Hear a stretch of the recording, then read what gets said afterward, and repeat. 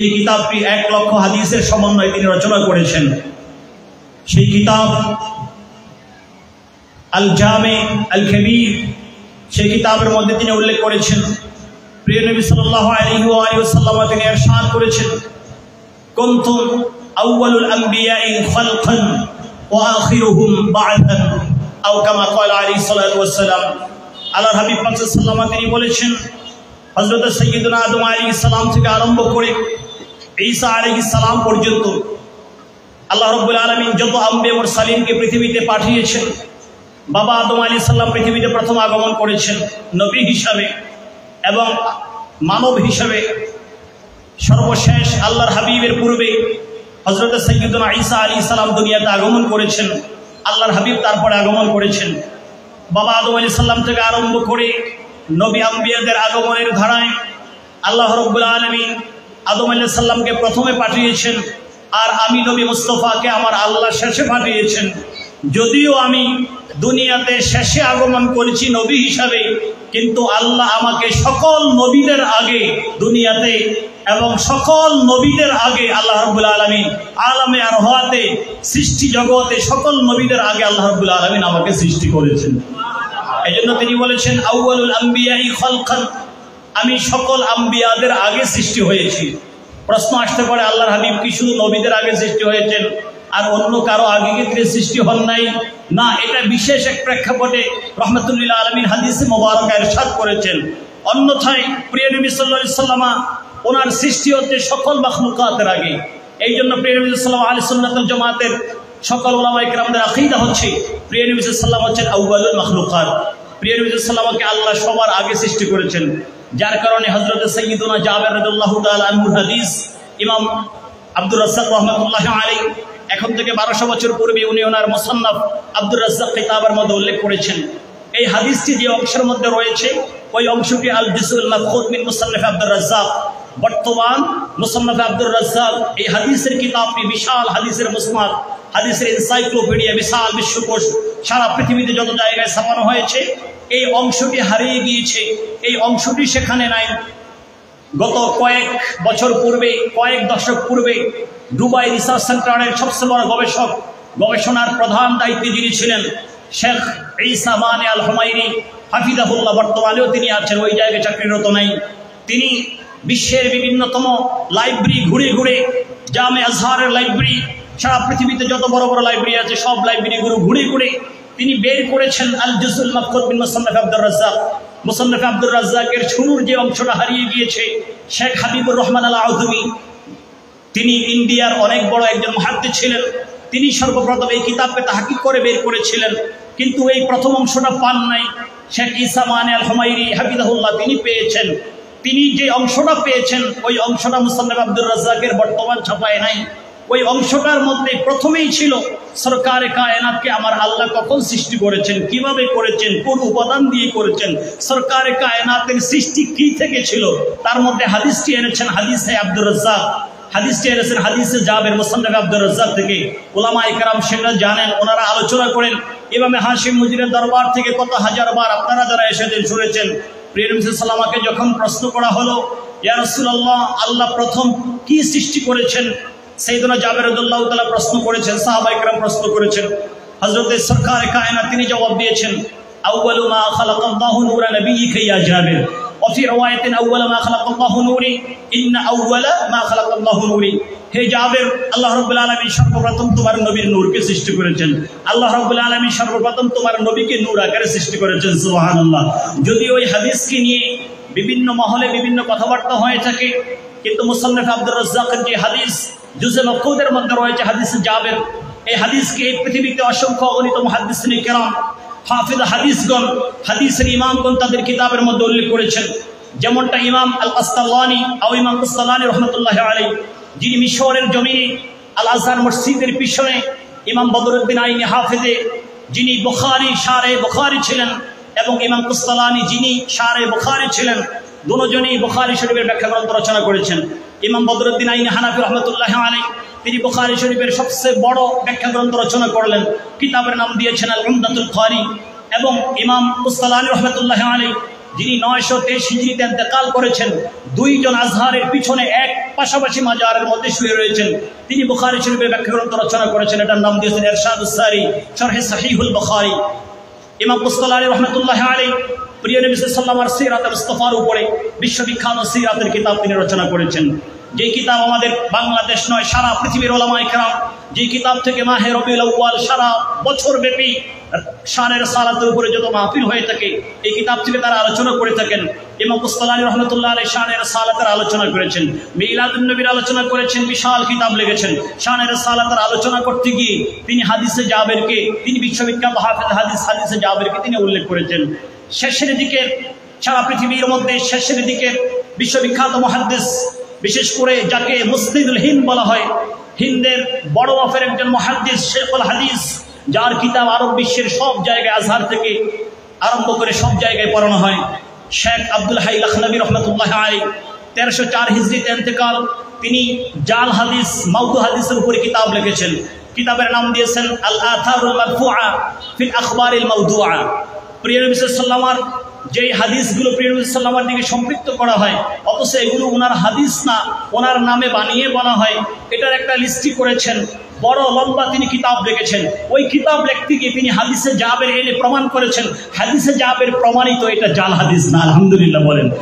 এভাবে ইমাম জালালউদ্দিন আস-সুয়ুতী রাহমাতুল্লাহি আলাইহি হানাফি মাযহাবের বিশ্ববিখ্যাত কিতাব শরহুল মাওয়াকিফ আমাদের আলিয়া মাদ্রাসায় কামেলে পড়ানো হয়, ফিকহ গ্রুপে এক সময় পড়ানো হতো আলিয়া মাদ্রাসায় এবং দর্সে নিজামে বিভিন্ন মাদ্রাসাগুলোতে এই কিতাব কামেল মাস্টার্স লেভেলে, হায়ার এডুকেশন লেভেলে এই কিতাবটা পড়ানো হয়।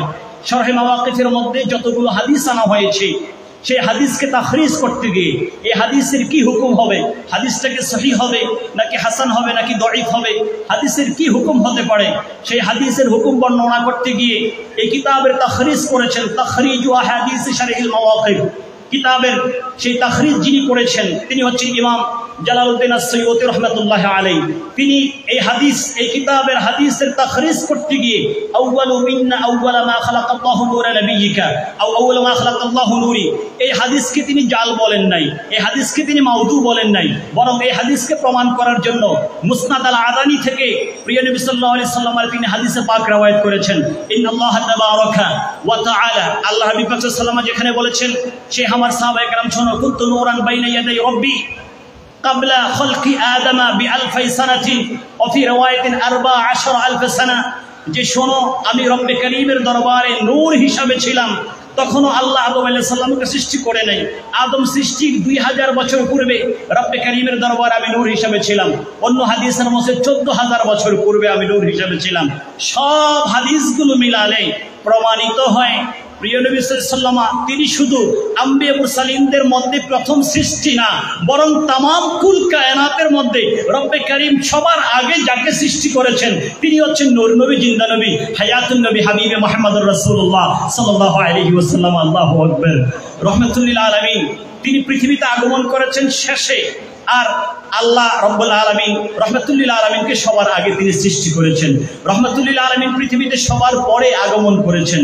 রাহমাতুল লিল আলামিন যেই সময়টায় পৃথিবীতে আগমন করেছেন, যেই সময়টা পৃথিবীতে রাহমাতুল লিল আলামিনের শুভ আগমন ঘটেছে, আপনারা জানেন ওলামায়ে কেরাম বলেছেন ওই সময়টাকে আরব বিশ্বে, আপনারা যারা ইতিহাস নিয়ে পড়াশোনা করেছেন, ইসলামের ইতিহাস নিয়ে পড়াশোনা করেছেন, আরব দেশের ইতিহাস নিয়ে পড়াশোনা করেছেন, স্কুলে, কলেজে, মাদ্রাসায়, ইউনিভার্সিটিতে, আপনারা কমন একটা শব্দের সাথে সবাই পরিচিত। যেই সময় 1500 বছর আগে প্রিন্স সাল্লাল্লাহু দুনিয়াতে আগমন করেছেন, ওই সময়টাকে বলা হয় জাহিলিয়াতের যুগ, যেটাকে আরবিতে বলা হয় আইয়ামে জাহিলিয়া। প্রিয় নবী সাল্লাল্লাহু আলাইহি ওয়াসাল্লাম যেই সময় দুনিয়াতে আগমন করেছেন, সেই সময় সব দিক থেকে জাহিলিয়াত ছিল, সব দিকে অন্ধকার ছিল। সেই সময়ের সামাজিক ব্যবস্থা ভালো ছিল না, সেই সময়ের অর্থনৈতিক ব্যবস্থা ভালো ছিল না, সেই সময়ের চিকিৎসা ব্যবস্থা ভালো ছিল না, সেই সময়ের রাজনৈতিক অবস্থা ভালো ছিল না, সেই সময়ের রাষ্ট্রীয় অবস্থা ভালো ছিল না, সেই সময়ের গোত্রীয় অবস্থা ভালো ছিল না, সেই সময়ের কোনো দিকের অবস্থা ভালো ছিল না। এমন কোনো দিক ছিল না মানুষের জীবন চলার জন্য যেই দিকটা কলুষিত হয় নাই, যেই দিকটা নষ্ট হয়ে যায় নাই, সব দিক নষ্ট হয়েছে, এমন কোনো দিক নাই যেই দিক নষ্ট হয় নাই। এই জন্য মানুষ অপেক্ষা করছিল, এখন যদি সেই মহামানব দুনিয়াতে আগমন করতেন, এখন যদি মানবতার মুক্তির দিশারি দুনিয়াতে আগমন করতেন, এখন যদি মানবতার মহাকাণ্ডারি দুনিয়াতে আগমন করতেন, যিনি সমাজ ব্যবস্থাকে ঠিক করে দিবেন, যিনি অর্থনৈতিক হালকে ধরবেন, অর্থনৈতিক চাকাকে আবার ঘুরিয়ে দিবেন, যিনি সুন্দর একটি রাষ্ট্র পরিচালনা করবেন, যিনি সুন্দর সামাজিক ব্যবস্থা পরিচালনা করবেন, রাজনৈতিক ব্যবস্থাকে সুন্দর করে দিবেন, সমাজের অবকাঠামোকে পরিবর্তন করে দিবেন, প্রত্যেকটি মানুষকে তার জীবন শিখাবেন, প্রত্যেকটি মানুষের মাঝে কিভাবে শান্তি প্রতিষ্ঠিত হয়, সমাজে কিভাবে শান্তি প্রতিষ্ঠিত হয়, কিভাবে মানুষ হালাল উপায়ে ব্যবসা করবে, কিভাবে মানুষের সাথে কাঁধে মিলিয়ে দিন ধর্ম ভুলে গিয়ে একসাথে সবাই সুন্দর জীবন যাপন করবে, সকলে তাকিয়েছিলেন।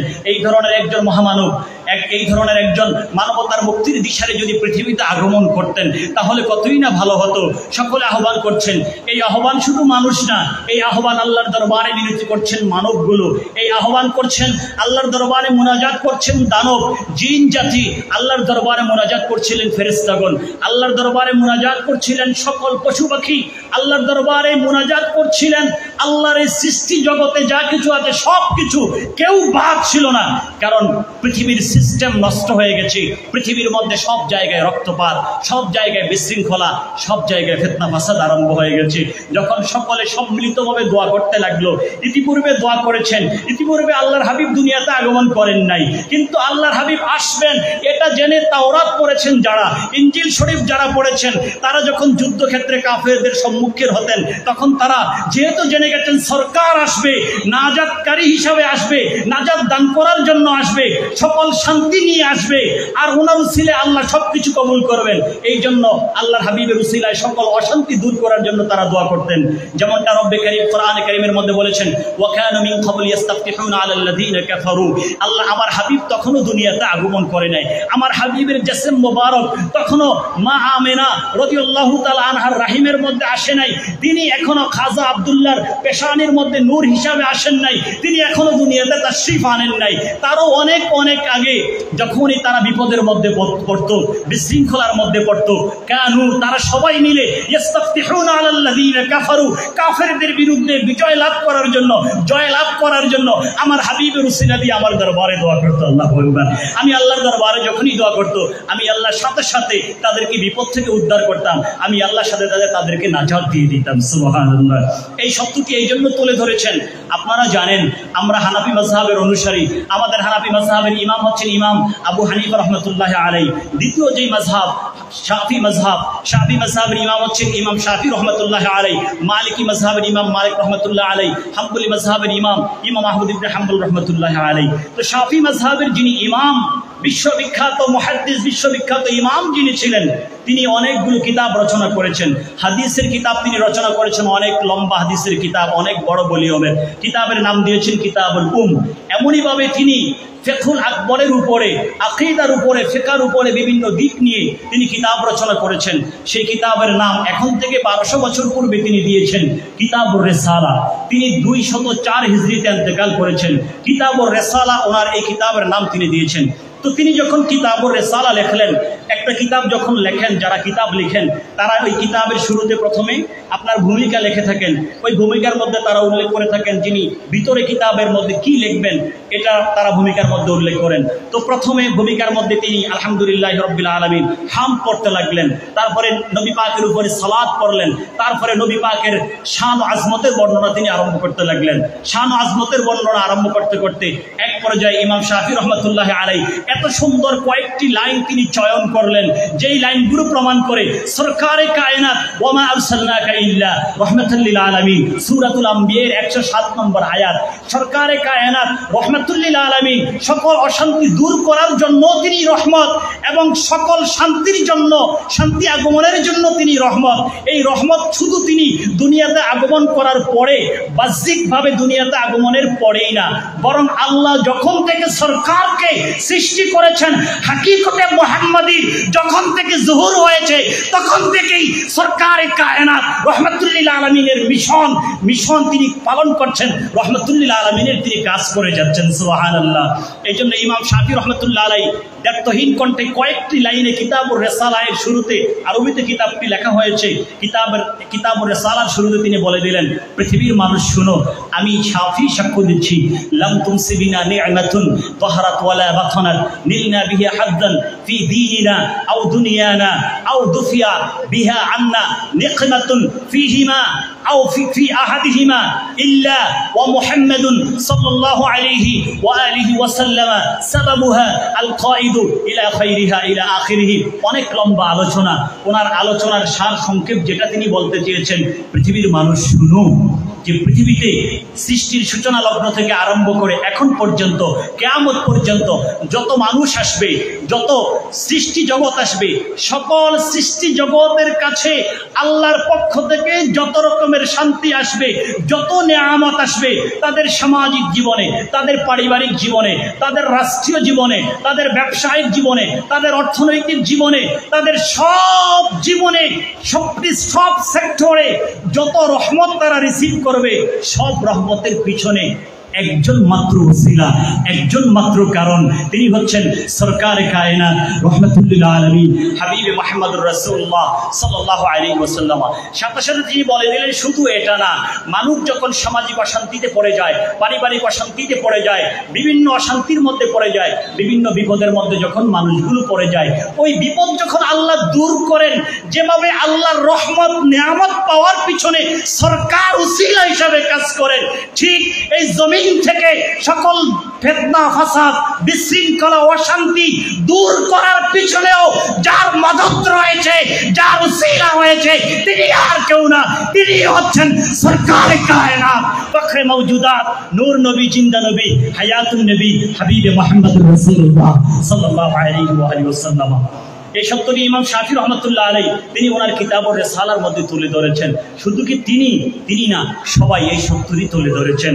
১৫০০ বছর পূর্বে যখন সব অবস্থাগুলো নষ্ট হয়ে গেল, চিকিৎসা ব্যবস্থা এখন আর নাই, সামাজিক ব্যবস্থা এখন আর ভালো না, ব্যবসায়ের মধ্যে ভালো কিছু নাই, সব জায়গায় সুদ, সব জায়গায় ঘুষ, সব জায়গায় অন্যায়ভাবে জুলুম করে অত্যাচার করে ব্যবসায়ের মধ্যে লাভ করা হয়, সব দিকগুলো যখন নষ্ট হয়ে গেল, মানুষগুলো সবাই মিলে যখন চতুর্দিক থেকে রব্বে কারীমের দরবারে মিনতি করতে লাগলেন, এর মাত্র 50 দিন পূর্বে যখন আবরাহা অত্যাচারী শাসক ইয়ামান থেকে প্রতিশোধ গ্রহণ করার জন্য কাবাঘরকে ধ্বংস করার জন্য আসলো, সরকারে কায়নাতের দাদাজান তিনি কাবাঘরের মোতাওয়াল্লি ছিলেন, কাবাঘরের সেবক ছিলেন, কাবাঘরের খাদেম ছিলেন। যখন তিনি দেখলেন আবরাহা বিশাল শক্তি নিয়ে, হস্তি বাহিনী নিয়ে আক্রমণ করার জন্য আসছে, হজরতে খাজা আব্দুল মুত্তালিব রাদিয়াল্লাহু তাআলা আনহু তিনি আল্লাহর দরবারে কাবাকে সঁপে দিলেন, আল্লাহ গো, এই কাবা তোমার, এই কাবাকে তুমি রক্ষা করবে, সুবহানাল্লাহ। তিনি অদূরে চলে গেলেন, রব্বে কারীমের পক্ষ থেকে মদদ চলে আসলো। এটার কারণ কি? এখন কেন এইরকম বিশেষ মদদ আসলো? আজ পর্যন্ত এইরকম ইতিহাস কেন তৈরি হয় নাই? আবার কিয়ামত পর্যন্ত এইরকম নসরে আজিম কেন হবে না? এটার একটাই কারণ, সেই কারণ হচ্ছে তার ওই ঘটনার মাত্র 50 দিন পরেই তো পৃথিবী থেকে সকল জুলুমকে নিরসন করে দেওয়ার জন্য, সকল অত্যাচারকে বিশৃঙ্খলাকে সরিয়ে দেওয়ার জন্য নূর নবী, জিন্দা নবী দুনিয়াতে আগমন করবেন। এই জন্য 50 দিন আগের ঘটনা, সেখানে সেই ঘটনাকে বলা হয় যে সে ফিলের ঘটনা, হস্তি বাহিনীর ঘটনা। আর ঘটনাটি যে বছর ঘটেছিল ওটাকে বলা হয় আমুল ফিল, হস্তি বাহিনীর ঘটনা। আল্লাহ সেই ঘটনা ঘটিয়ে দিলেন আবাবিল পাখির মাধ্যমে। ছোট্ট পাখি এবং তাদের ঠোঁটে আর পায়ের মধ্যে একেবারে সরিষার দানা পরিমাণ অথবা বুটের সেই ছোলা বাদাম পরিমাণ সেই পাথর নিক্ষেপ করা হলো, বিশাল বড় হস্তি বাহিনী ধ্বংস হয়ে গেল, কোরআন নাজিল হয়ে গেল, সূরাতুল ফিল নাজিল হয়ে গেল। আলাম তারা কাইফা ফাআলা রাব্বুকা বিআসহাবিল ফিল আলাম ইয়াজআল কাইদাহুম ফি তাদলিল ওয়া আরসালা আলাইহিম তায়রান আবাবিল তারমিহিম বিহিজারাতিন মিন সিজিল ফাজআলাহুম কাআসফিন মাকুল। আল্লাহ এই ঘটনা তো কোরআনে কারীমের মধ্যে বলে দিলেন। এই ঘটনা, এই সূরা যতদিন পর্যন্ত কোরআনে থাকবে কখনো তো বাদ যাবে না। কোরআন যতদিন থাকবে এই সূরাও তো ততদিন থাকবে। যতদিন কোরআন থাকবে, যতদিন এই সূরা থাকবে, ততদিন এই সূরা এই জমিনে লৌহে মাহফুজে শানে রিসালাতের অনেক বড় সাক্ষ্য পার্থক্য হয়ে আসবে। কারণ আসহাবুল ফিল হস্তি বাহিনীর বছরে কাবাগরের বিজয় হয়েছে। ওই সময়ের কাবাগরের মুতাওয়াল্লি খাদেম খাজা আব্দুল মুত্তালিবের বিজয় হয়েছে, যার কারণে যিনি এর পিছনে মদত দিয়েছেন এখনো মা আমেনার রেহেম থেকে দুনিয়াতে আসেন নাই, এখনো মা আমেনার রেহেমের মধ্যে আছেন। তিনি তো সরকারি কায়নাত। সরকারি কায়নাত যখন দুনিয়াতে আগমন করছেন তখন তো কাবাগর কারো হাতে আল্লাহ ছেড়ে দিবেন না। তখন তো দুনিয়ার মানুষগুলো আর লাঞ্ছিত হবেন না, তাদের কোনো ব্যবস্থা আর অকিছু হয়ে যাবে না, আর কোনো অশান্তি থাকবে না। সেটার প্রমাণ আল্লাহ হস্তি বাহিনীকে দমন করে, আব্রাহে দমন করে, খাজা আব্দুল মুত্তালিব রাদিয়াল্লাহু তাআলা আনহু রাসূল পাকের দাদাকে নসর আজিম দান করে আমার আল্লাহ সেটার প্রমাণ করে দিলেন। সুবহানাল্লাহ। রাসূলুল্লাহ দুনিয়াতে আগমন করলেন। তিনি যখন দুনিয়াতে আগমন করেছেন, আল্লাহ রাব্বুল আলামিন নবী সাল্লাল্লাহু আমার পূর্বের আলোচক সম্মানিত উপাধ্যক্ষ মহোদয় তিনি দলিল আদিল্লা দিয়ে অনেক লম্বা আলোচনা করেছেন, অনেক সুন্দর আলোচনা করেছেন। তারও পূর্বে ওলামায়ে কেরাম রাসূল পাক সাল্লাল্লাহু আলাইহি ওয়াসাল্লামের শানের বিভিন্ন দিকগুলো নিয়ে আলোচনা করেছেন। সম্মানিত প্রধান পরিচালক মহোদয়, আমার মুহতারাম, আমার শ্বশুরের যিনি বন্ধু, আমার শ্বশুর জান কেবলা মুহতারাম আল্লামা আবুল ফরকান হাশিমি হুজুর হাফিজাহুল্লাহ, তিনি সব আপনাদের সামনে তুলে ধরেছেন যে এই দরবারের যিনি পীর সাহেব হুজুর কেবলা, যিনি মাজারে বাগেশ হয়ে হয়েছেন। আল্লাহ হাবিব পাক সাল্লাল্লাহু আলাইহি ওয়াসাল্লাম 12 দিনের মাহফিলকে 49তম মাহফিল, এখন 12 দিনের মাহফিলকে এমন সুন্দর করে সাজিয়েছেন। 12 দিনের মাহফিলে যিনি আসবেন আল্লাহর হাবিবের জীবন থেকে, সিরাতে মুস্তাফা থেকে, প্রিয় নবী সাল্লাল্লাহু আলাইহি ওয়াসাল্লামের পবিত্র জীবন আদর্শ থেকে অনেক বিষয়গুলো ওলামায়ে কেরাম যারা আলোচক এখানে আসবেন অনেক দিক থেকে ওনারা এই বিষয়গুলো আলোচনা করবেন। বিভিন্ন বিষয় ধরে ধরে বিষয়বস্তু হিসাবে আলোচনা করার জন্য ওনাদেরকে বলা হয়েছে, পরামর্শ দেওয়া হয়েছে। এটার পিছনে একটাই কারণ, সেটা কি জানেন? আমি তো নবীকে ভালোবাসি। তো আপনি যদি নবীকে ভালোবাসেন, আপনি বলেন আমি নবীকে ভালোবাসি, এটা কি আমার মুখের মধ্যে, আমার জবানে থাকবে না আমার কাজের মধ্যে থাকবে? সবাই বলুন, আমি আশিক রাসূল দাবি করি, এই দাবি কি আমার মুখের মধ্যে থাকবে নাকি আমার মাথা থেকে পা পর্যন্ত আমি যে সরকারের কায়নাতকে ভালোবাসি আমার আপাদ মস্তকের মাধ্যমে সেটা দেখা যাবে? কি বলেন, সেটা দেখা যাবে না? আপনারা জানেন অমুসলিম যারা, আমরা তো মুসলমান, আমরা কোরআন সুন্নাহ পড়ি, আমরা কোরআন শরীফ পড়ি, আমরা সিরাতের কিতাব থেকে নবী মুস্তাফার শান মান আজমত বিভিন্ন কিছু আমরা পড়ি। কিন্তু আপনি আপনার বাড়ির পাশে যে হিন্দু আছে, যিনি ইহুদি খ্রিস্টান আছে, অমুসলিম আছে, আপনি তাকে জিজ্ঞেস করেন তোমরা কি মুসলমানদেরকে চিনো? তারা বলবে হ্যাঁ মুসলমানদেরকেও তো চিনি। আপনি জিজ্ঞেস করবেন কিভাবে মুসলমানদেরকে চিনো, কোন চরিত্রে চিনো, কিভাবে তাদেরকে চিনো? তখন তারা একটাই উত্তর দিবে, আমরা তোমাদের কোরআন পড়ি না, আমরা তোমাদের নবীর বাণী, তোমার নবীর সুন্নাহ হাদিস আমরা পড়ি না, তাহলে কিভাবে মুসলমানদেরকে চিনো? আমরা তোমাদেরকে পড়ি, তোমাদের বায়োগ্রাফি, তোমাদের শৈশব থেকে আরম্ভ করে তোমাদের জীবন চরিত্র আমরা পড়ি। তো আমরা তোমাদের জীবন চরিত্র যেমন দেখি, তোমাদের জীবন চরিত্র দেখে পড়ে তোমাদেরকে নিয়ে স্টাডি করে আমরা তখন বলে দেই তোমাদের নবী এমন, তোমাদের কোরআন এমন, তোমাদের সুন্নাহ এমন। ঠিক কিনা? তো এখন আপনি আশিক রাসূল দাবি করলেন, আমি নবীর প্রেমিক দাবি করলাম, আমি আহলে সুন্নাহ ওয়াল জামার অনুসারী দাবি করলাম, কিন্তু দাবির পরে যদি নবীজি কিভাবে ব্যবসা করতেন, আমি একজন ব্যবসায়ী, সেটা আমি জানি না। আমি একজন সমাজপতি, দলপতি, আমি সমাজের সাথে চলাফেরা করি। নবীজি সমাজ ব্যবস্থা কিভাবে তিনি প্রতিষ্ঠিত করেছেন, আদল এবং ইনসাফের সাথে, শান্তি শৃঙ্খলার সাথে, সকল ধরনের অশান্তির তিনি কবর করেছেন, সকল ধরনের অশান্তিকে চিরস্থায়ীভাবে তিনি সমাধি স্থাপন করেছেন। এটা তিনি কিভাবে করেছেন আমি যদি সেটা না জানি, আমি প্রত্যেকটা মুহূর্তে অসুস্থ হই, নবী সাল্লাল্লাহু আলাইহি ওয়াসাল্লামের চিকিৎসা আমার ঘরে, আমি তো অনেক টাকার মালিক না যে আমি বড় বড় হসপিটালে দৌড়াবো, সিঙ্গাপুরে যাব, চেন্নাইতে যাব, আবার ব্যাংকক যাব, বিভিন্ন জায়গায় যাব উন্নত চিকিৎসার জন্য। তো আমি তো গরিব দরিদ্র, আমার কাছে কি নবী মুস্তাফার থেকে কোনো চিকিৎসা নাই? তাহলে যদি থাকে, আমি নবীর আশিক হলে, নবীর সুন্নাহর অনুসারী হলে আমি কেন জানি না? নবীর চিকিৎসা ব্যবস্থা আমাকে জানতে হবে, ব্যবসায়িক ব্যবস্থা আমাকে জানতে হবে, সমাজ পরিচালনার ব্যবস্থা জানতে হবে, এবং একে একে একে একে রহমাতুল্লিল আলামিনের জীবনের সব দিকগুলো আমাকে জানতে হবে এবং নিজের মধ্যে অ্যাপ্লাই করতে হবে, ইনজেক্ট করতে হবে, বাস্তবায়ন করতে হবে।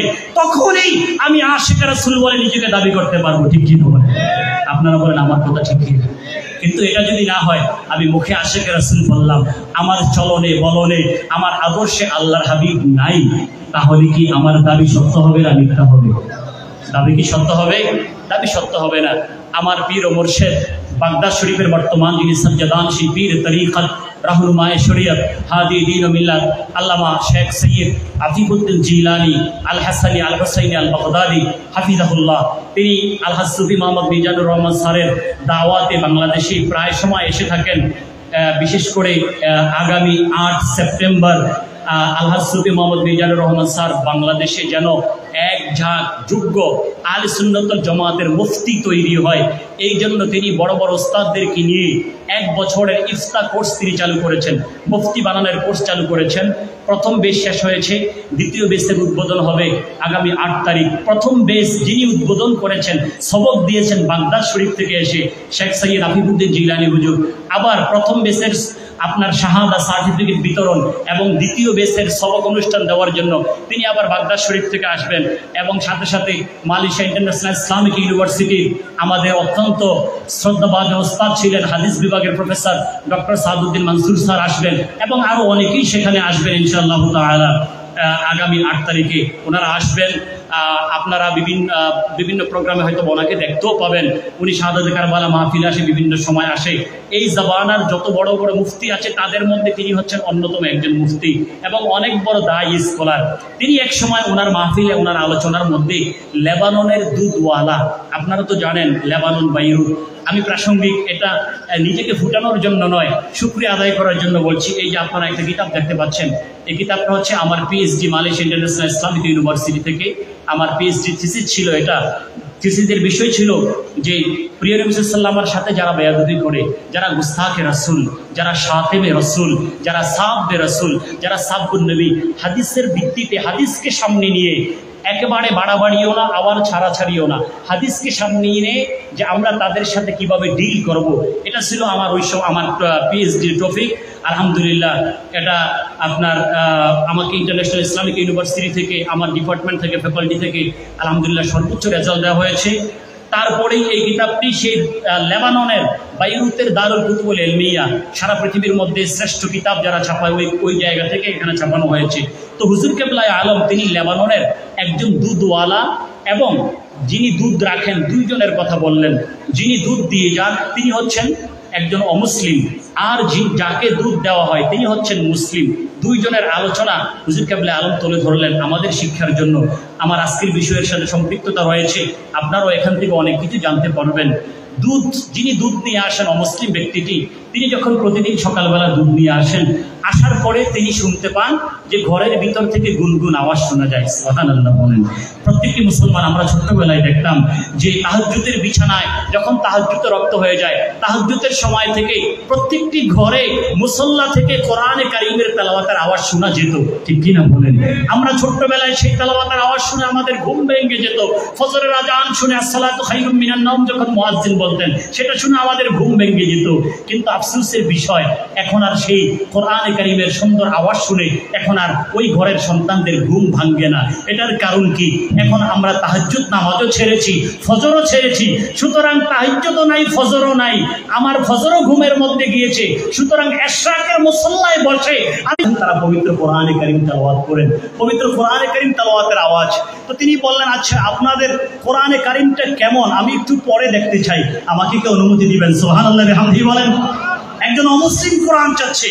আমার কাছে যদি আমার পাশের বাড়িতে যে অমুসলিমকে বসবাস করে আমার কাছে যদি আমাদের পবিত্র ধর্মগ্রন্থ কোরআন পড়তে চায়, কোরআন আমার কাছে চায়, এই ধরনের অভিপ্রায় যদি তারা ব্যক্ত করে, আমি কি খুশি হব না? অবশ্যই আমি খুশি হব যে আমাদের কিতাব তারাও গবেষণা করতে চায়। দুধওয়ালা, ওনাকে কিতাব দেওয়া হলো, ঠিক আছে আপনি কোরআন শরীফ নেন, অত্যন্ত তাজিমের সাথে আপনি কোরআন শরীফ রাখবেন, কোরআন শরীফ আপনি পড়েন। যখন কোরআনে কারীম নিয়ে আসা হলো, কোরআনে কারীম যখন আনা হলো, তিনি কোরআনে কারীম পড়তে থাকলেন। কোরআনে কারীমকে সেই অমুসলিম পড়তে পড়তে কয়েকদিন পরে ওই বাড়িতে কোরআনে কারীম ফেরত দিলেন। যখন ওই বাড়িতে কোরআনে কারীম ফেরত দিলেন, যিনি সবসময় দুধ নেন, তার কাছে যখন কোরআনে কারীম দিলেন, অমুসলিম ব্যক্তি বললেন, আমি আপনাকে একটা প্রশ্ন করবো, আপনি রাগ করবেন না? হ্যাঁ, করতে পারো। তো জিজ্ঞেস করলেন, আমাকে আপনি বলেন আপনাদের মুসলমানদের কোরআন কয়টা? আল্লাহু আকবার বলেন। আপনাদের মুসলমানদের কোরআন কয়টা? আমি যদি আপনাদেরকে প্রশ্ন করি, আপনারা ইমাম হাশিম হুজুর কাবলার দরবার শরীফ আপনারা যারা আসছেন, যে আমরা মুসলমান, আমাদের কোরআন কয়টা? আপনারা কি বলবেন? আমাদের কোরআন কি একটা না দুইটা? আমাদের কোরআন একটা।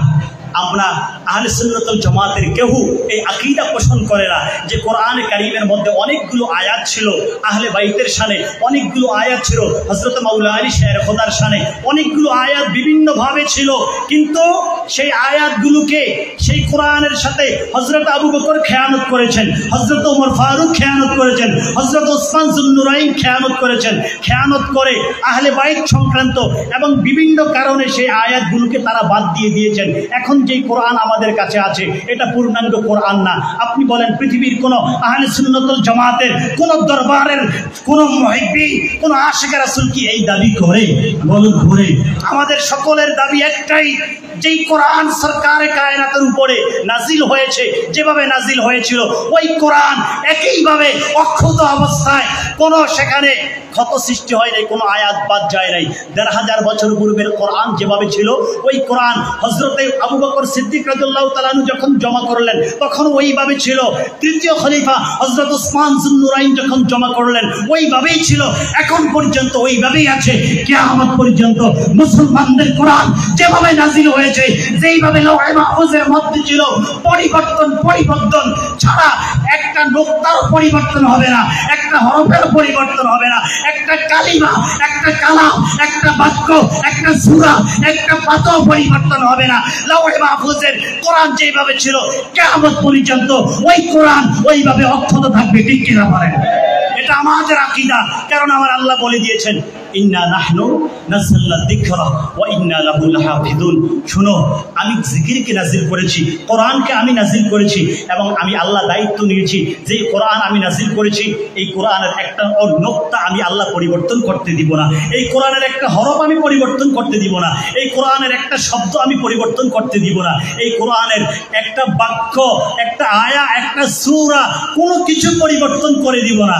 আমি আল্লাহ কোরআন নাজিল করেছি, আমি আল্লাহ কোরআনকে পরিবর্তন ছাড়া রাখবো, এটার দায়িত্ব আমি আল্লাহ নিজে নিয়েছি। সুবহানাল্লাহ। এই জন্য আমাদের আকীদা কোরআন পরিবর্তন হয় নাই, এবং আমাদের কোরআন একটা। কয়টা? ওনাকে যখন প্রশ্ন করা হলো আপনাদের কোরআন কয়টা, তিনি অবাক হয়ে গেলেন। এটা আবার কেমন প্রশ্ন আপনি করছেন? আমাদের কোরআন কয়টা? মানে আমাদের কোরআন তো একটা। এখন বলেন তো আপনি আমাকে এই প্রশ্নটা কেন করেছেন? তখন অমুসলিম ব্যক্তি বললেন, মনে কিছু দিবেন না, এটা এই জন্য বলেছি, আপনাদের যেই কোরআন আমাকে পড়তে দিয়েছেন, আপনাদের কোরআনের মধ্যে, আপনাদের কোরআনে সামাজিক ব্যবস্থা একরকম লেখা আছে, কিন্তু আপনাদের সামাজিক ব্যবস্থা অন্যরকম দেখতে পাচ্ছি। আপনাদের কোরআনে ফ্যামিলি প্ল্যানিং একরকম আল্লাহ বলে দিয়েছেন আপনাদের প্রভু, কিন্তু আপনাদের মাঝে ফ্যামিলি ব্যবস্থা অন্যরকম দেখতে পাচ্ছি। আপনাদের কোরআন, যেই কোরআন আমাকে পড়তে দিয়েছেন, ওই কোরআনের মধ্যে রাষ্ট্রীয় ব্যবস্থা, রাজনৈতিক ব্যবস্থা, অর্থনৈতিক ব্যবস্থা, আপনাদের যেই জীবন, প্রত্যেকটি জীবনের বিস্তারিত আলোচনা আমি একজন অমুসলিম হয়ে এক একভাবে দেখেছি কোরআনের মধ্যে। কিন্তু আপনাদের মুসলমানদের মধ্যে দেখতে পাচ্ছি আপনাদের সামাজিক ব্যবস্থা কোরআন অনুযায়ী নাই, আপনাদের ধর্মীয় ব্যবস্থা কোরআন অনুযায়ী নাই, আপনাদের রাষ্ট্রীয় ব্যবস্থা কোরআন অনুযায়ী নাই। আপনাদের বর্তমানে আমরা যা কিছু দেখছি, আমরা তো আপনাদের কোরআন কিতাব পড়ি না, আমরা আপনাদেরকে পরে আমরা মনে করি এটাই কোরআন, এটাই নবী, এটাই আপনার সুন্নাহ। যার কারণে আপনাদেরকে একরকম দেখছি, কোরআন আরেক রকম দেখছি। যার কারণে আমি জিজ্ঞেস করলাম আপনাদের কোরআন কয়টা। এখন আপনারা আমাকে বলেন, ওই ব্যক্তি যে জিজ্ঞেস করলো আপনাদের কোরআন কয়টা, ওনার প্রশ্ন কি ঠিক ছিল না বেঠিক ছিল? ওনার প্রশ্ন কি যৌক্তিক ছিল কি না? অবশ্যই যৌক্তিক ছিল। ঠিক আমাদেরকেও তো একইটা জিজ্ঞেস করবে যে তোমাদেরকে যেভাবে দেখতে পাচ্ছি, তোমাদের নবীর সুন্নাহ কি এইরকম ছিল, তোমাদের সামাজিক ব্যবস্থা যেই রকম দেখতে পাচ্ছি, তোমাদের নবীর সামাজিক ব্যবস্থাও এইরকম ছিল, তোমাদের অর্থনৈতিক ব্যবস্থা যেই রকম দেখছি, তোমাদের বিভিন্ন জীবন আদর্শ যেই রকম দেখছি, তোমাদের নবীর অবস্থাও কি এইরকম ছিল। যারা নবীর সাথে বেয়াদবি করে, দেখেন আল্লাহ আপনাদের মধ্যে ইশকে রাসূল দিয়েছেন, এটা নিঃসন্দেহে। নচেত আপনারা ইমামে হাশমির দরবারে আসতেন না, ঠিক কিনা বলেন? আপনারা 12টা পর্যন্ত, অর্ধরাত্র হয়েছে, আপনারা এতক্ষণ পর্যন্ত বসে থাকতেন না। 12 দিন পর্যন্ত এভাবে থাকবেন না। এখানে 12 দিন শেষ হবে, আবার আরেক জায়গায় আরম্ভ হবে। সারা বছর ব্যাপী মিলাদুন নবীর মাহফিল হয়, রাসূল পাকের জীবনী আলোচনা হয়, রাসূল পাকের আজমত মানকাবা আলোচনা হয়। যেখানে শুনেন সেখানে ছুটে যান, ঠিক কিনা বলেন? সব জায়গায় ছুটে যান। আপনাদের মধ্যে ইশকে রাসূল আছে, কিন্তু একটা সত্য কথা কি জানেন? সত্য কথাটা হচ্ছে আমাদেরকে দেখে দেখে আমাদের নবীকে গালি দেয়। আমাদের কারণে কেন গালি দেয়? যখন দেখে আমাদের সামাজিক ব্যবস্থা এটা দাঁড়ানো আছে কিসের উপরে? সুদের উপরে। আমাদের সামাজিক ব্যবস্থা দাঁড়ানো আছে ঘুষের উপরে। আমাদের সামাজিক ব্যবস্থা দাঁড়ানো আছে মিথ্যার উপরে। আমাদের সামাজিক ব্যবস্থা দাঁড়ানো আছে খেয়ানতের উপরে। আমাদের সামাজিক ব্যবস্থা দাঁড়ানো আছে অন্যের সাথে জুলুম করার উপরে। আমাদের সামাজিক ব্যবস্থা দাঁড়ানো আছে অন্যের জমি জোর করে দখল করার উপরে। আমাদের সামাজিক ব্যবস্থা দাঁড়ানো আছে নেশা, মদ, ইয়াবা থেকে আরম্ভ করে নেশার যত জিনিস আছে সব কিছুর উপরে। আমাদের সামাজিক ব্যবস্থা দাঁড়ানো আছে যে আমাদের মুসলমানদের হাতে যখনই তারা শুনে যে এখানে একটা অপরাধ সৃষ্টি হয়েছে, এখানে একটা মার্ডার হয়েছে, যখন তারা এটা ইন্টারনেট ব্রাউজিং করে, যখন তারা এটা গবেষণা করতে থাকে, বাংলাদেশ বলেন, আমেরিকা বলেন, পৃথিবীর বিভিন্ন জায়গা থেকে যখন তারা গবেষণা করে ভিডিও একের পর এক দেখতে থাকে, তখন দেখে আমার মতো এরকম দাড়ি অথবা আরো বড় দাড়ি, সেখানে টুপি আছে, পাগড়ি আছে, জুব্বা পরা ব্যক্তির হাতে অস্ত্র, সে ইসলামের নামে, নবীর নামে আল্লাহু আকবার বলে আরেকজনকে জবাই করছে, ঠিক কিনা বলেন? আপনারা বলেন কিছুদিন আগে হলিয়ার্টিজেনে যা হয়েছে, মুসলমান সেখানে অমুসলিমরা আপনার হোটেলের মধ্যে খাচ্ছে। আপনারা বলেন রোজার দিনে অমুসলিমরা হোটেলের মধ্যে খাওয়া এটা কি তাদের জন্য এটা কি নাজায়েজ? অমুসলিমদের তো রোজা নাই, তারা তাদের কাজ করেছে। অথবা ধরুন কোনো মুসলমান সে পর্দা দিয়ে হোটেলের মধ্যে অথবা ঘরের মধ্যে খেয়েছে।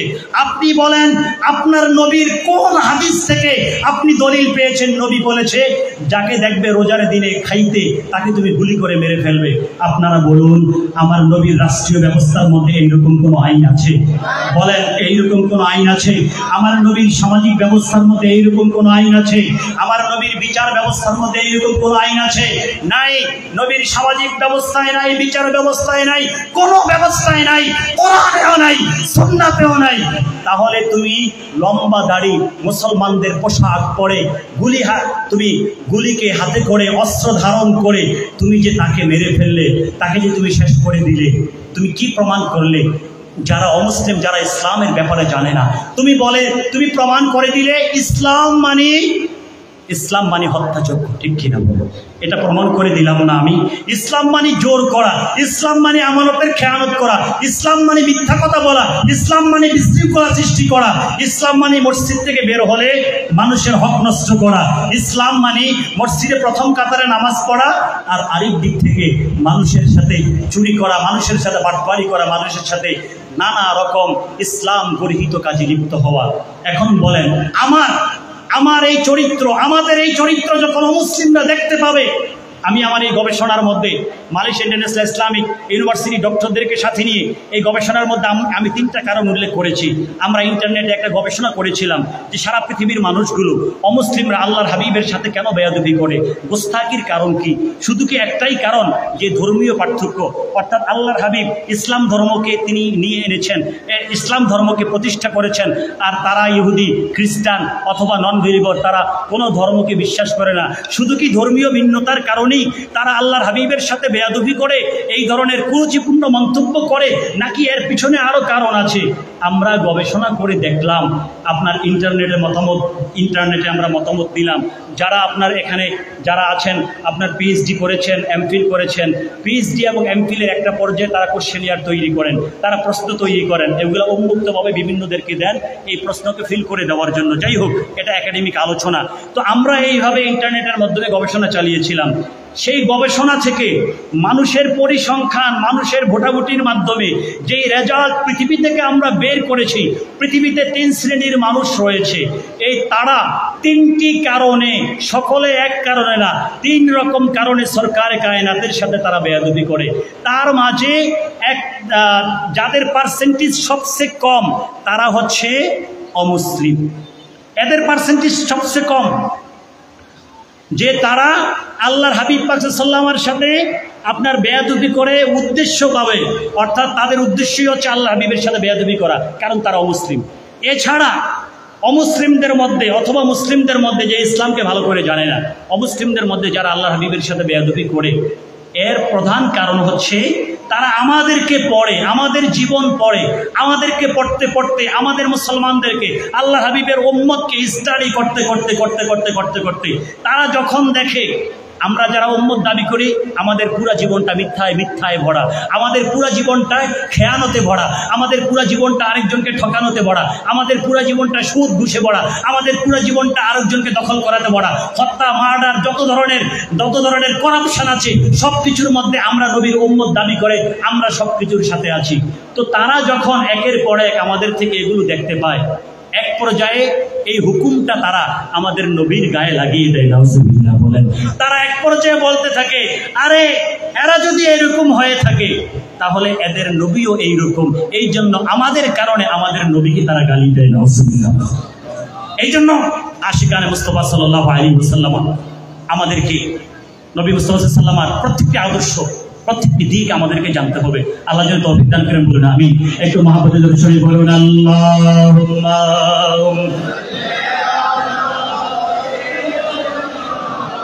মাওলানা মুহাম্মদ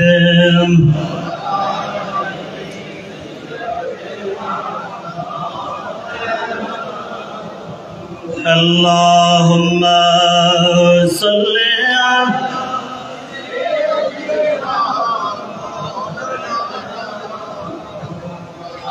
وعلى آله।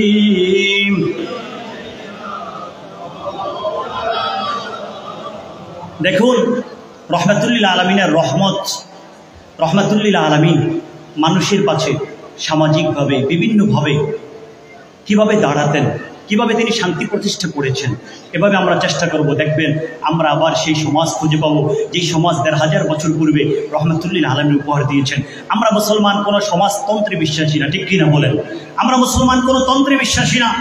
এই পৃথিবীর মধ্যে আধুনিকতার নামে, সভ্যতার নামে যত তন্ত্র এসেছে, যত মতবাদ আধুনিকতার নামে এসেছে, সব মতবাদগুলো ইসলামকে ধ্বংস করার জন্য এসেছে, ঠিক কিনা বলেন?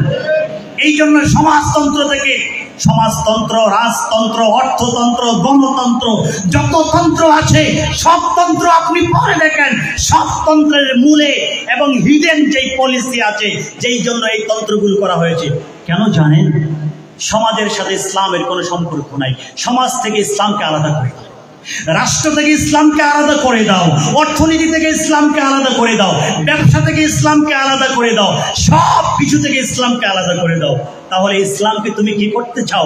ইসলামকে শুধু আমি মসজিদের মধ্যে সীমাবদ্ধ রাখতে চাই, যার কারণে আমি স্লোগানও শিখিয়ে দিয়েছি মানুষকে, সেটা কি? মোল্লার দৌড় মসজিদ পর্যন্ত, ঠিক কিনা বলেন? আফসোস এই স্লোগান ইহুদি খ্রিস্টানদের, কিন্তু আমরা মুসলমানরাও কিন্তু এই স্লোগান করে থাকি, এই স্লোগান বলে থাকি। বলি কি বলি না? আমরা কি এটা বলি না? যেভাবে আমাদের মুসলমান সন্তানরা আমরা ভ্যালেন্টাইন ডে পালন করি, আমরা এপ্রিল ফুল পালন করি, আরো কত আপনার অপসংস্কৃতির ভেড়া জালে আমরা নিজেদেরকে লিপ্ত করেছি, অথচ এগুলো আমাদেরকে তারা দিয়েছে। তো ইসলামকে সমাজ থেকে আলাদা করে দাও। সমাজ থেকে আলাদা করলে কি হবে? ইসলামকে যখন তুমি সমাজ থেকে আলাদা করে দিবে, তখন রহমাতুল্লিল আলামিনের রহমতের দিকগুলো আর সমাজের মধ্যে আসবে না। তো যখন রহমাতুল্লিল আলামিনের রহমতের দিকগুলো সমাজ থেকে, প্রত্যেকটা সেক্টর থেকে আলাদা হয়ে যাবে, তখনই তো আমি জুলুমের মাধ্যমে, আমি আমার শক্তির মাধ্যমে সমাজকে শাসন করতে পারবো, শক্তির মাধ্যমে, জুলুমের মাধ্যমে রক্ত গঙ্গা বইয়ে দিয়ে আমি রাষ্ট্রকে পরিচালনা করতে পারবো, সুদের উপরে অর্থনীতি ব্যবস্থা আমি চালু করতে পারবো, ঠিক কিনা বলেন? এবং হারাম খাওয়াইয়ে খাওয়াইয়ে চিকিৎসার নামে মুসলমানদের ইবাদতকে আমি নষ্ট করে দেব, ঠিক কিনা বলেন? কিন্তু যদি ইসলাম থাকে তখন ইসলাম দাঁড়াবে না। এখানে সমাজতন্ত্র বলে তোমরা যেই সকল রুল করতে চাও ইসলাম বাধা দিবে, কোরআন সুন্নাহ বাধা দিবে, এটা আমি হতে দিব না। কারণ এটা শান্তির বিপরীতে। সরকারে কায়নাত, তিনি, ওনার একজন খাদিম ছিল, ওনার একজন সেবক ছিল, ওনার দরবারে রিসালাতে খেদমত করত, সে গোলাম ইহুদি। সরকারে কায়নাত, তিনি একদিন গোলাম ইহুদিকে তিনি দেখতে পাচ্ছেন না। সহিহ বুখারীর হাদিস, তিনি যখন গোলাম ইহুদিকে তিনি দেখতে পান নাই, তিনি জিজ্ঞেস করলেন সে কোথায় আছে। সরকারে কায়নাতকে বলে দেওয়া হলো যে সেই গোলাম ইহুদি সে আপনার কদ মারিদা, সে অসুস্থ অবস্থায় আছে। তো অসুস্থ অবস্থায় সে কোথায় আছে? সে তার বাড়িতে, সে তার ঘরের মধ্যে অসুস্থ অবস্থায় আছে। সরকারে কায়নাত তাড়াতাড়ি তার বাড়িতে গেলেন। তার বাড়িতে যখন গেলেন সরকারে কায়নাত, তার বাবা তার শিউরের পাশে ছিল। সরকারে কায়নাত তার মাথার মধ্যে হাত বুলিয়ে দিলেন। সে একজন ইহুদি। একটা সমাজের মধ্যে মুসলমান বসবাস করবে, একটা সমাজের মধ্যে হিন্দু বসবাস করবে, একটা সমাজের মধ্যে ইহুদি বসবাস করবে, একটা সমাজের মধ্যে খ্রিস্টান বসবাস করবে, একটা সমাজের মধ্যে ধর্মকে মানে না তারাও বসবাস করবে। আর ইসলামী সমাজ ব্যবস্থা বলে দিচ্ছে যেই সমাজের ছাদের নিচে মুসলমান বসবাস করবে, একই ছাদের নিচে হিন্দু বসবাস করবে, একই ছাদের নিচে ইহুদি বসবাস করবে, একই ছাদের নিচে খ্রিস্টান বসবাস করবে, একই ছাদের নিচে যারা ধর্ম মানে না তারাও বসবাস করবে। তো কি লাভ হবে? ওই অমুসলিমগুলো যখন মুসলমানদের সাথে এক ছাদের নিচে বসবাস করবে, মুসলমানদের কৃষ্টি কালচার, তাহজিব, তামাদ্দুন, মুসলমানদের আদর্শ দেখে তারা একে একে, যেমনটা আল্লাহ কোরআনে কারীমে সূরাতুন নসরের মধ্যে বলে দিলেন, ইযা জাআ নাসরুল্লাহি ওয়াল ফাতহ ওয়া রাআইতান নাসা ইয়াদখুলুনা ফি দীনিল্লাহি আফওয়াজা ফাসাব্বিহ বিহামদি রাব্বিকা ওয়াস্তাগফির ইন্নাহু কানা তাওয়াবা। হাবিব, আপনি দেখতে পাবেন, আপনি শুনতে পাবেন, আপনার উম্মত দেখবে, আপনার উম্মত শুনবে যে দলে দলে অমুসলিমরা ইসলামী আদর্শে অনুপ্রাণিত হয়ে ব্যবসা করার জন্য এক দেশ থেকে আরেক দেশে চলে গেছে, ফকিররা চলে গেছে, ব্যবসায়ী চলে গেছে, দরবেশ চলে গেছে। তিনি তো একজন ব্যবসায়ী, কিন্তু তিনি জাহেরে ব্যবসায়ী, বাতেনে সিরাতে মুস্তাফাকে ধারণ করেছে। জাহেরে তিনি একজন ব্যবসায়ী, বাতেনে ওনার ব্যবসার সকল নিয়ম নীতি সরকারে কায়নাতকে সামনে রেখে তিনি বাস্তবায়ন করছেন। এই জন্য একজন ব্যবসায়ী আরব উপসাগর পার করে, আরব সাগর পার করে, বিভিন্ন সাগর পার করে যখন আরব দেশ থেকে সাবকন্টিনেন্টে চলে আসলেন, আরব দেশ থেকে অন্য দেশে গেলেন ব্যবসায়ের নামে। তিনি যখন ব্যবসায়ী হিসাবে গেলেন, মানুষ অমুসলিমরা দেখতো এইরকম ব্যবসায়ী তো আমরা আর কখনো দেখি নাই। তিনি তো এমন ব্যবসায়ী, যেই ব্যবসায়ী আমাদেরকে কখনো ঠকায় না, আমাদেরকে ভালো মাল বলে খারাপ মাল দেয় না। আল্লাহর হাবিব তো বলে দিয়েছে, মান গাশশানা ফালাইসা মিন্না। তোমরা ব্যবসা করো ঠিক আছে, কিন্তু ব্যবসায়ের নামে আরেকজনকে যখন ঠকাবে, আমি নবী মুস্তাফা বলে দিলাম তুমি আর আমার সাথে নাই। কারণ ব্যবসায়ের মধ্যে যারা মানুষকে ঠকাবে ফালাইসা মিন্না, সে আমার অন্তর্ভুক্ত না। অন্য জায়গায় তিনি বলে দিলেন সুনান তিরমিজির হাদিসে, আত-তাযিরু আস-সাদুকুল আমিন মান নাবিয়্যিন ওয়াস-সিদ্দিকিন ওয়াশ-শুহাদা ইয়াউমাল কিয়ামাতি আও কামা ক্বালা আলাইহিস সালাতু ওয়াস সালাম। পৃথিবীর মানুষ শুনো, যে সৎ ব্যবসায়ী, যার ব্যবসার মধ্যে আমানতদারিতা আছে, ধোঁকাবাজি নাই, বাটপারি নাই, ধাপ্পাবাজি নাই, মানুষকে ঠকায় না, ওই রকম ব্যবসায়ীর মর্যাদা আমি হাবিব ঘোষণা করে দিলাম, তার হাসর হবে আমি নবী মুস্তাফার সাথে। সুবহানাল্লাহ। তো তার হাসর হবে সিদ্দিকিনদের সাথে, তার হাসর হবে শুহাদায়ে কেরামদের সাথে। তো ওই ব্যবসায়ী যখন ব্যবসা করেন, তখন তো সে চিন্তা করেন আমি 1 টাকার জায়গায় 3 টাকা লাভ না করে, 1 টাকার জায়গায় 10 টাকা লাভ না করে, আমি ভালো মালের জায়গায় এইরকম হাফেজে কোরআন, কোরআনে কারীমকে যারা সিনায় ধরেছে, যাদের আপাদমস্তক সরকারে কায়নাতের সুন্নত দিয়ে ভরে দিয়েছে, আদর্শ দিয়ে ভরে দিয়েছে, এইরকম মানুষগুলো যখন সাগর পার করে যখন অন্য দেশে একা গেলেন, যখন গিয়ে দেখলেন এই দেশের মধ্যে মুসলমান বলতে কেউ নাই, তিনি একমাত্র মুসলিম, ওনার আদর্শ দিয়ে ওই দেশের বাচ্চা সহ আরম্ভ করে সবাইকে ইসলামের মধ্যে দাখিল করে দিলেন। সুবহানাল্লাহ। আপনারা জানেন, আপনারা যারা ইতিহাস নিয়ে পড়েছেন, আমরা ছোট্টবেলায় পড়েছি যে যারা পর্যটক ছিলেন, সারা পৃথিবীতে যারা ঘোরাফেরা করেছেন, যারা বড় বড় পর্যটক ছিলেন, তাদের মধ্যে অন্যতম পর্যটক হচ্ছেন ইবনে বতুতা। কি আপনারা ইবনে বতুতার কথা শুনেন নাই? ইবনে বতুতা অনেক বড় একজন পর্যটক ছিলেন। ওনার বাড়ি হচ্ছে মাগরিবে, মরক্কো। মাগরিব যেটা পৃথিবীর একবারে পশ্চিম দিকের জায়গা, ওই সীমানায় মরক্কে তিনি ওনার সফরে আসলেন। ওনার সফরনামা আজাইবুল আনদার, তোহফাতুন নাজ্জার ওনার সফরনামার নাম, যেটাকে সফরনামা ইবনে বতুতা বলা হয়। বাংলাতে এটার অনুবাদ হয়েছে, ফার্সিতে এটার ট্রান্সলেশন হয়েছে, উর্দুতে এটার অনুবাদ হয়েছে, বিভিন্ন ভাষা, ইংরেজিতে অত্যন্ত গুরুত্ববহ, এই জন্য এটার বিভিন্ন ভাষা অনুবাদ হয়েছে। তো ইবনে বতুতা তিনি যখন এখন থেকে প্রায় 700 বছর পূর্বে তিনি যখন ওনার সফরের ধারাবাহিকতায় তিনি আসলেন মালদ্বীপ। আপনারা জানেন মালদ্বীপ এটা চতুর্দিক থেকে সমুদ্র, শুধুমাত্র একটা দ্বীপ। এই দ্বীপের মধ্যে মানুষগুলো বসবাস করে। তিনি যখন এখানে আসলেন, তিনি এখানে আসার পরে দেখলেন যে মালদ্বীপের সবচেয়ে বড় মসজিদ যেটা, যেমন আমাদের জাতীয় মসজিদ হচ্ছে জমিয়তুল ফালাহ জামে মসজিদ, আমাদের জাতীয় মসজিদ হচ্ছে বাইতুল মুকাররম জামে মসজিদ। তো ওই দেশের জাতীয় মসজিদে তিনি যখন গেলেন, তিনি দেখলেন আপনার মসজিদের পাশে মাইল ফলক আছে, মসজিদের পাশে আপনার ফলকে আপনার একটা তখতার মধ্যে বা মার্বেল পাথরের মধ্যে তখতার মধ্যে লেখা আছে বিশেষ কিছু ইতিহাস। এই ইতিহাস দেখে তিনি অবাক হয়ে গেলেন, কোন ইতিহাস এখানে লেখা আছে। তিনি ভালো করে পড়লেন, মানুষ থেকে তথ্য নিলেন, জানলেন, শেষ পর্যন্ত তিনি জানতে পারলেন ওনার থেকে কয়েকশো বছর আগে ঠিক মাগরিব থেকে, মরক্কো থেকে একজন হাফেজে কোরআন, একজন হাফেজে কোরআন, যার সিনার মধ্যে একদিকে কোরআন আছে আর যার জবানের মধ্যে সরকারে কায়নাতের দুরুদে মুস্তাফা আছে, যার মাথা থেকে পা পর্যন্ত পুরা শরীরের মধ্যে সুন্নতে মুস্তাফা দিয়ে ভরা আছে, তার যার পুরো জীবনের দিকে তাকালে সরকারকে খুঁজে পাওয়া যায়, যার মাথার দিকে, যার চেহারার দিকে, যার চলনে বলনে আপনি যেদিকে তাকাবেন দেখবেন সিরাতে মুস্তাফাকে সব দিকে দেখা যায়। হাফেজ ইউসুফ বিরাবরি রহমতুল্লাহ আলী তিনি আসলেন, তিনি একজন হাফেজ কোরআন ছিলেন। আমি অনেক লম্বা করে ফেলছি মনে হয়, আমার আলোচনার সময় শেষ হয়ে গেলে আমাকে বলবেন। তো হাফেজ বিরাবরি ইউসুফ বিরাবরি রহমতুল্লাহ আলী তিনি যখন আসলেন, তিনি আসার পরে দেখতে পেলেন যে এক ঘর থেকে কান্নার আওয়াজ আসছে। এগুলা কিন্তু সব আরবিতে আলোচনা, আমি আরবি আবরত বলে কি লাভ হবে আপনারা যদি না বুঝেন, এই জন্য আমি বাংলাতে ডেলিভারি দিচ্ছি। যেখানে বিশেষ বিশেষ দলিল বলা দরকার সেখানে আমি আরবি বলতেছি।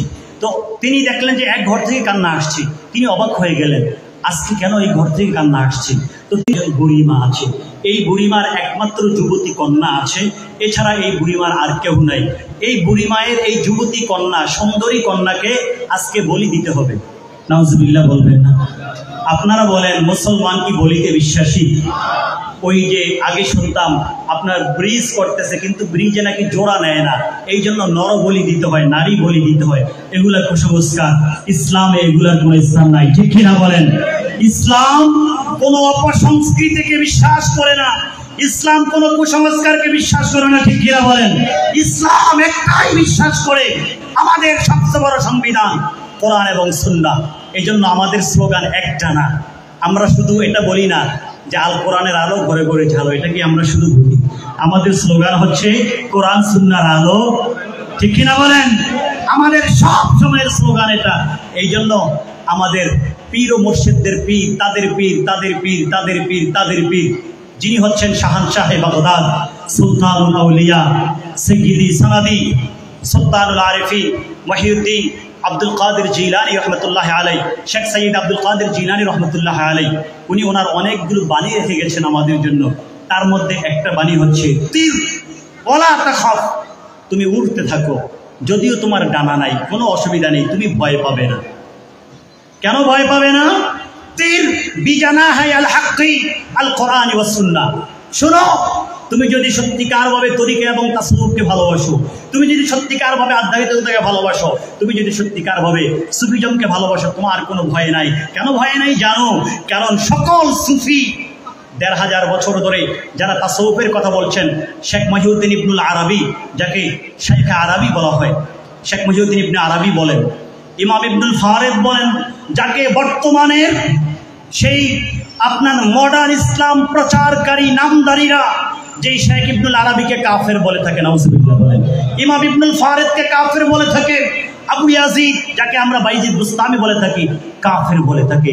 এভাবে তারা তাদেরকে কাফের বলে, অথচ তাদের সেই লিখিত কিতাবগুলো আল্লামা রুমি জামি সহ ইমাম গাজ্জালি সহ তাদের কিতাবগুলো, দুর্ভাগ্যের ব্যাপার, আমাদের ফতোয়ার কারণে মুসলমানদের ইউনিভার্সিটিতে তেমন পড়ানো হয় না। তাদের কিতাবগুলো আজকে ক্যামব্রিজ ইউনিভার্সিটি, ক্যালিফোর্নিয়া ইউনিভার্সিটি থেকে আরম্ভ করে পশ্চিমা বিশ্বের বিভিন্ন বড় বড় ইউনিভার্সিটিতে তাদের কিতাবগুলোকে পড়ানো হচ্ছে। তাদের কিতাবগুলো পড়ে পড়ে অমুসলিমরা সভ্যতা শিখছে, আর আমরা ফতোয়া দিয়ে দিয়ে তাদের কিতাবগুলো সরিয়ে দিয়েছি, যার কারণে আমরা মুসলমান সভ্যতার মালিক হয়েও আমরা দিনের পর দিন অসভ্য জাতি হচ্ছে, ঠিক কিনা বলেন? এটা আমাদের ইসলামের মধ্যে কুসংস্কার নাই। হযরত সাইয়্যিদুনা ওমর ফারুক রাদিয়াল্লাহু তাআলা আনহু তিনি যখন খেলাফতের মসনদে বসে গেলেন, ইমাম ইবনে কাসির দিমাশকি রাহমাতুল্লাহি আলাইহি মানাকিব ইবনে ওমর কিতাব লিখলেন, মুসনাদুল ফারুক কিতাব লিখলেন, যেমনইভাবে ইমাম বাইহাকি লিখেছেন, ইমাম আহমদ ইবনে হাম্বল রাহমাতুল্লাহি আলাইহি লিখেছেন, আরো কত মুহাদ্দিসিনে কেরাম আইম্মে হাদিস কিতাব লিখেছেন। ইমাম ফারুক আজম হজরতে ওমর ফারুক রাদিয়াল্লাহু তাআলা আনহু তিনি যখন খেলাফতের মসনদে বসে গেলেন তখন তিনি মিশরে অভিযান চালালেন। আবু মুসা আশআরী রাদিয়াল্লাহু তাআলা আনহুর নেতৃত্বে মিশরে যখন অভিযান চালানো হলো তখন মুসলমানদের বিজয় হলো। ইসলামী পতাকা পতপত করে কালিমাতুত তাওহীদ কালিমায়ে তাইয়্যিবা লা ইলাহা ইল্লাল্লাহু মুহাম্মাদুর রাসূলুল্লাহ সাল্লাল্লাহু আলাইহি ওয়াসাল্লামের পতাকা সেখানে উড্ডীন হয়ে গেল। এখন অপসংস্কৃতি সব বন্ধ হয়ে গেছে। কিছুদিনের মধ্যে উগান্ডা থেকে উৎপত্তি হয়েছে 18টা দেশ পার করে মিশরের দিমিয়াত, মিশরের একটা জেলা দিমিয়াত, সেখানে আমরা আজহারে পড়াশোনাকালীন সময় আমরা সেখানে ট্যুরে গিয়েছিলাম। ওই দিমিয়াতকে বলা হয় মুলতাকাল বাহরাইন। আপনারা কোরআনে কারীমের মধ্যে সূরাতুর রহমানের মধ্যে পড়েছেন মারাজাল বাহরাইনি ইয়ালতাকিয়ান বাইনাহুমা বারযাখুল লা ইয়াবগিয়ান ইলা আখিরিহি, অনেক লম্বা আল্লাহ আলোচনা করেছেন। তো মুলতাকাল বাহরাইন দুই সমুদ্রের মিলন মেলা পৃথিবীতে অনেক জায়গায় রয়েছে। যেমন আমাদের চাঁদপুরে, আপনার চাঁদপুরে বড় স্টেশনে সেখানে মেঘনা এবং পদ্মার মোহনা একসাথে 3 নদীর মিলন মেলা, একদিকে মেঘনা আরেকদিকে পদ্মা আরেকদিকে হচ্ছে ডাকাতিয়া নদী। এইরকম সমুদ্রের মিলন মেলা আপনার পৃথিবীর বিভিন্ন জায়গায় রয়েছে। তো তার মধ্যে একটা হচ্ছে মিশরের দিমিয়াত নামক জায়গায়, একদিকে এখানে ভূমধ্য সাগর মিলেছে, আরেকদিকে এখানে আপনার নীল নদ মিলেছে। নীল নদ এখানে শেষ হয়েছে। আফ্রিকার উগান্ডা থেকে আরম্ভ করে 18টা রাষ্ট্র অতিক্রম করে এখানে এসে নীল নদ, আগেরকার মানুষগুলো নীল নদ কত বড় এটা তারা জানতো না, কিন্তু বর্তমান প্রযুক্তি, বর্তমান বিজ্ঞান, বর্তমান গবেষণা এটা মানুষকে উপহার দিয়েছে। এবং তৎকালীন সময়ের বিভিন্ন ধর্মীয় আলোচকরা উপহার দিয়েছে যে 18টা দেশে এটার ব্যক্তি রয়েছে অনেক বড়। যাই হোক, এই দুইটা সমুদ্রের নীল নদ এবং আপনার ভূমধ্য সাগর, দুইটার মিলন মেলা হচ্ছে আপনার ভূমধ্য সাগর। তো 18টা দেশ মিলে এত বড় নদী, যেই নদী থেকে 18টা দেশের জীবন তাদের পশু পাখি পালন, তাদের আপনার শাক সবজি ফসল এবং নিজেদের সবকিছুর পানির ব্যবস্থা, সুস্বাদু পানির ব্যবস্থা একমাত্র সেখান থেকে। নীল নদের পানি এটা মিষ্টি পানি, এটা লোনা পানি না, এটা কঠা না, লোনা না, মিষ্টি পানি। তো যখন হজরতে ওমর ফারুক রাদিয়াল্লাহু তাআলা আনহু খেলাফতের মসনদে বসলেন, হজরত আবু মুসা রাদিয়াল্লাহু তাআলা আনহু মিশর জয় করলেন, কিছুদিনের মধ্যেই নীল নদ আপনার শুকিয়ে গেল। এখন আর নীল নদে পানি নেই। সবাই মিলে হজরত আবু মুসা রাদিয়াল্লাহু তাআলা আনহুর কাছে আসলেন, বললেন নীল নদ তো শুকিয়ে গেছে, এখন আমরা কি করব, কি করা যায়? তখন তারা বলল, আমাদের পিছনের সে অনেক আগ থেকে ঐতিহ্য হচ্ছে প্রত্যেক বছর একটা সময় নীল নদ শুকিয়ে যায়।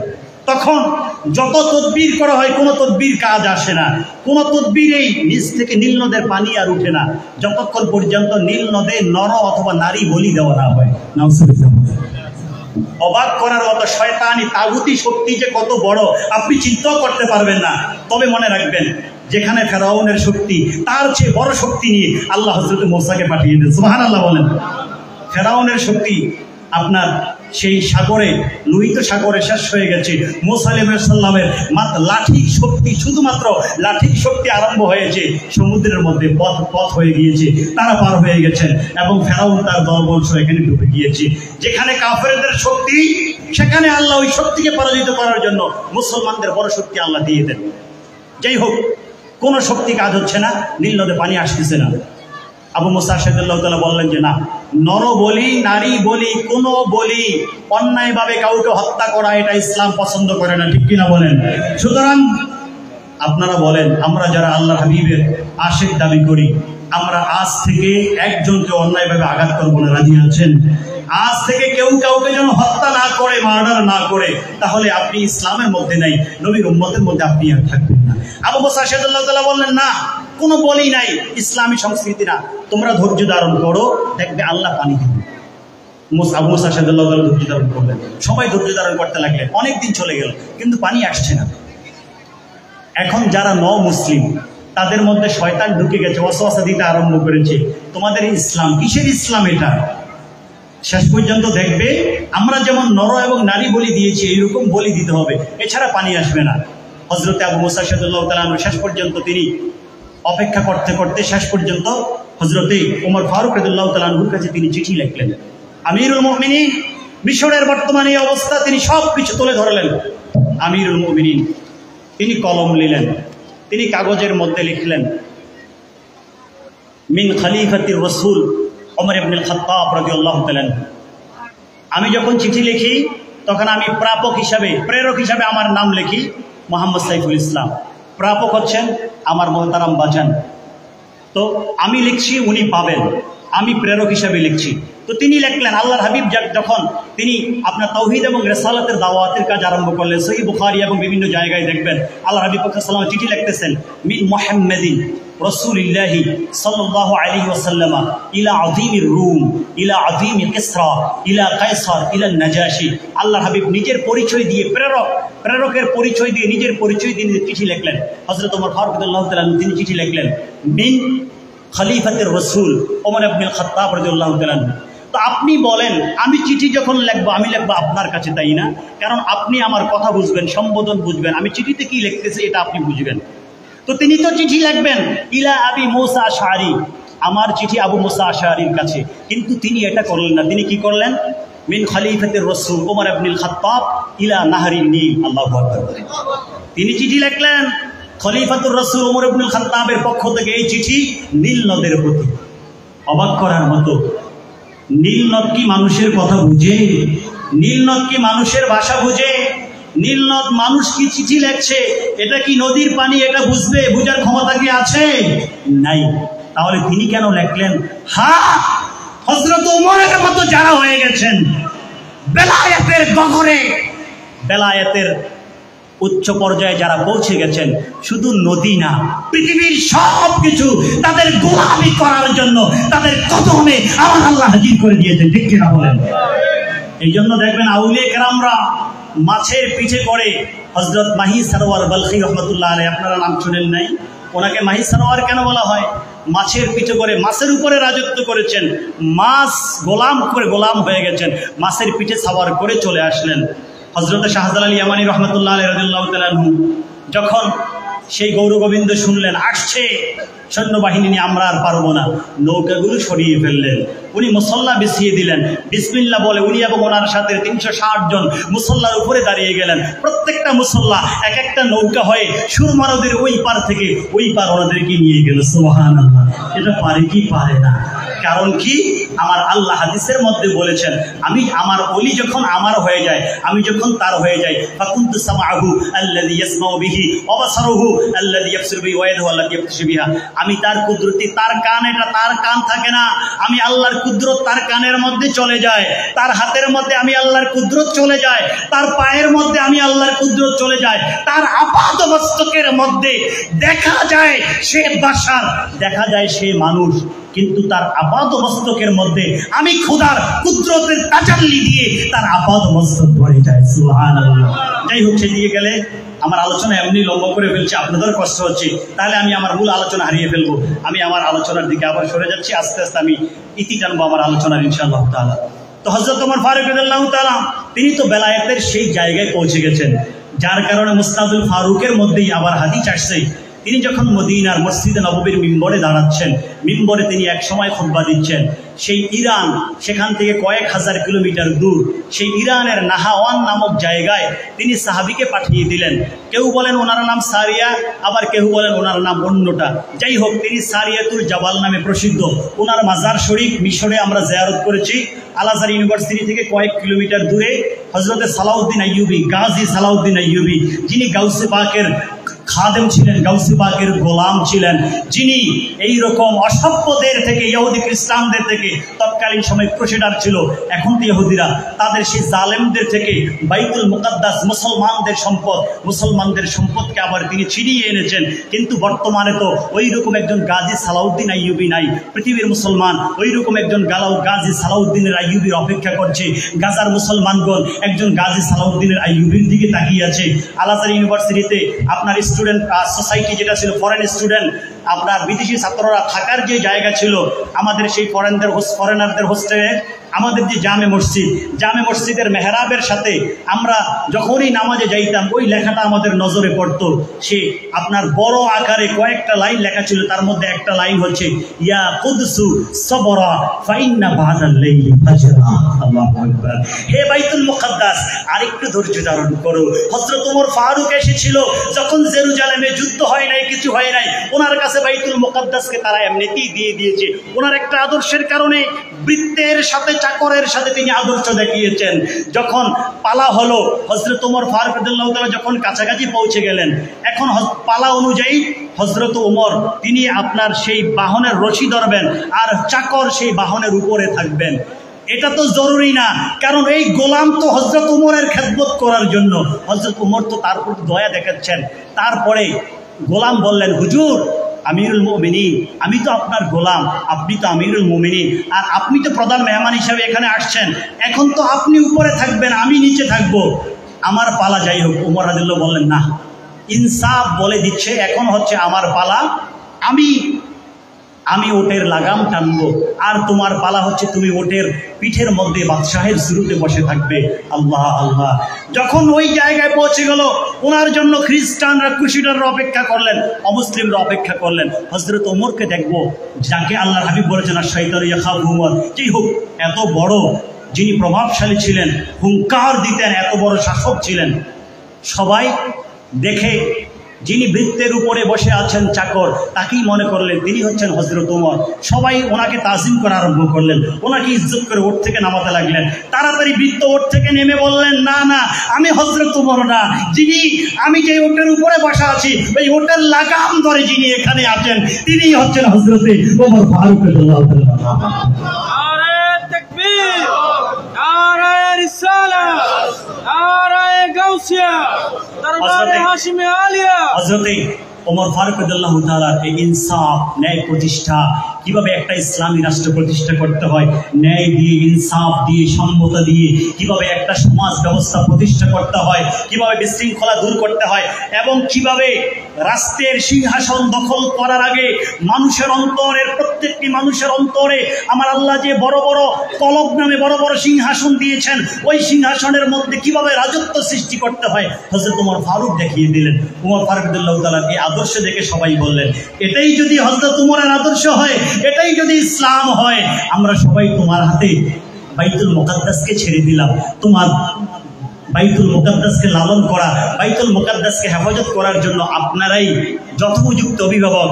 আজ থেকে আমরাও মুসলমান হয়ে গেলাম, বাইতুল মুকাদ্দাসকে আপনাদের কাছে দিয়ে দিলাম। সুবহানাল্লাহ।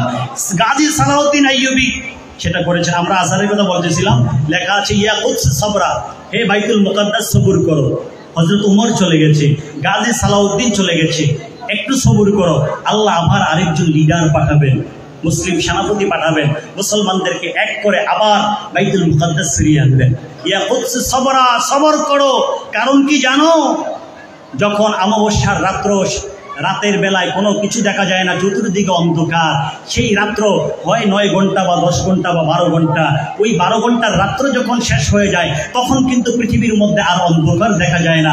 পৃথিবীর পূর্ব আকাশে সেই সারা পৃথিবীকে আলোকিত করার জন্য আবার কিন্তু পৃথিবীর পূর্ব দিগন্তে সূর্য উঠে যায়।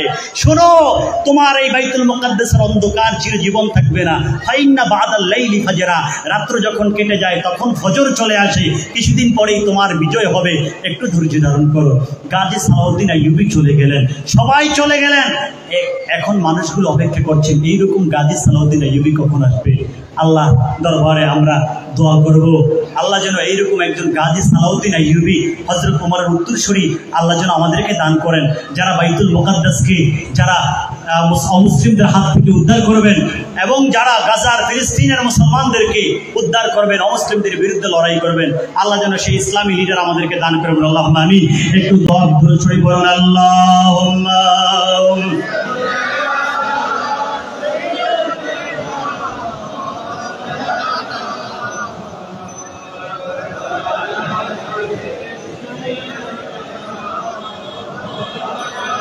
সালাউদ্দিন আইয়ুবী, উনি যেই কেল্লা, এটাকে দুর্গ বলা হয়, বিশাল আকারের দুর্গ এবং অনেক উঁচু। আপনারা যারা যাবেন, যারা গিয়েছেন দেখেছেন, যারা যাবেন দেখবেন অনেক লম্বা এরিয়া, অনেক উঁচু। এখান থেকে তিনি যুদ্ধ পরিচালনা করেছেন বাইতুল মুকাদ্দাসকে ছিনিয়ে আনার জন্য।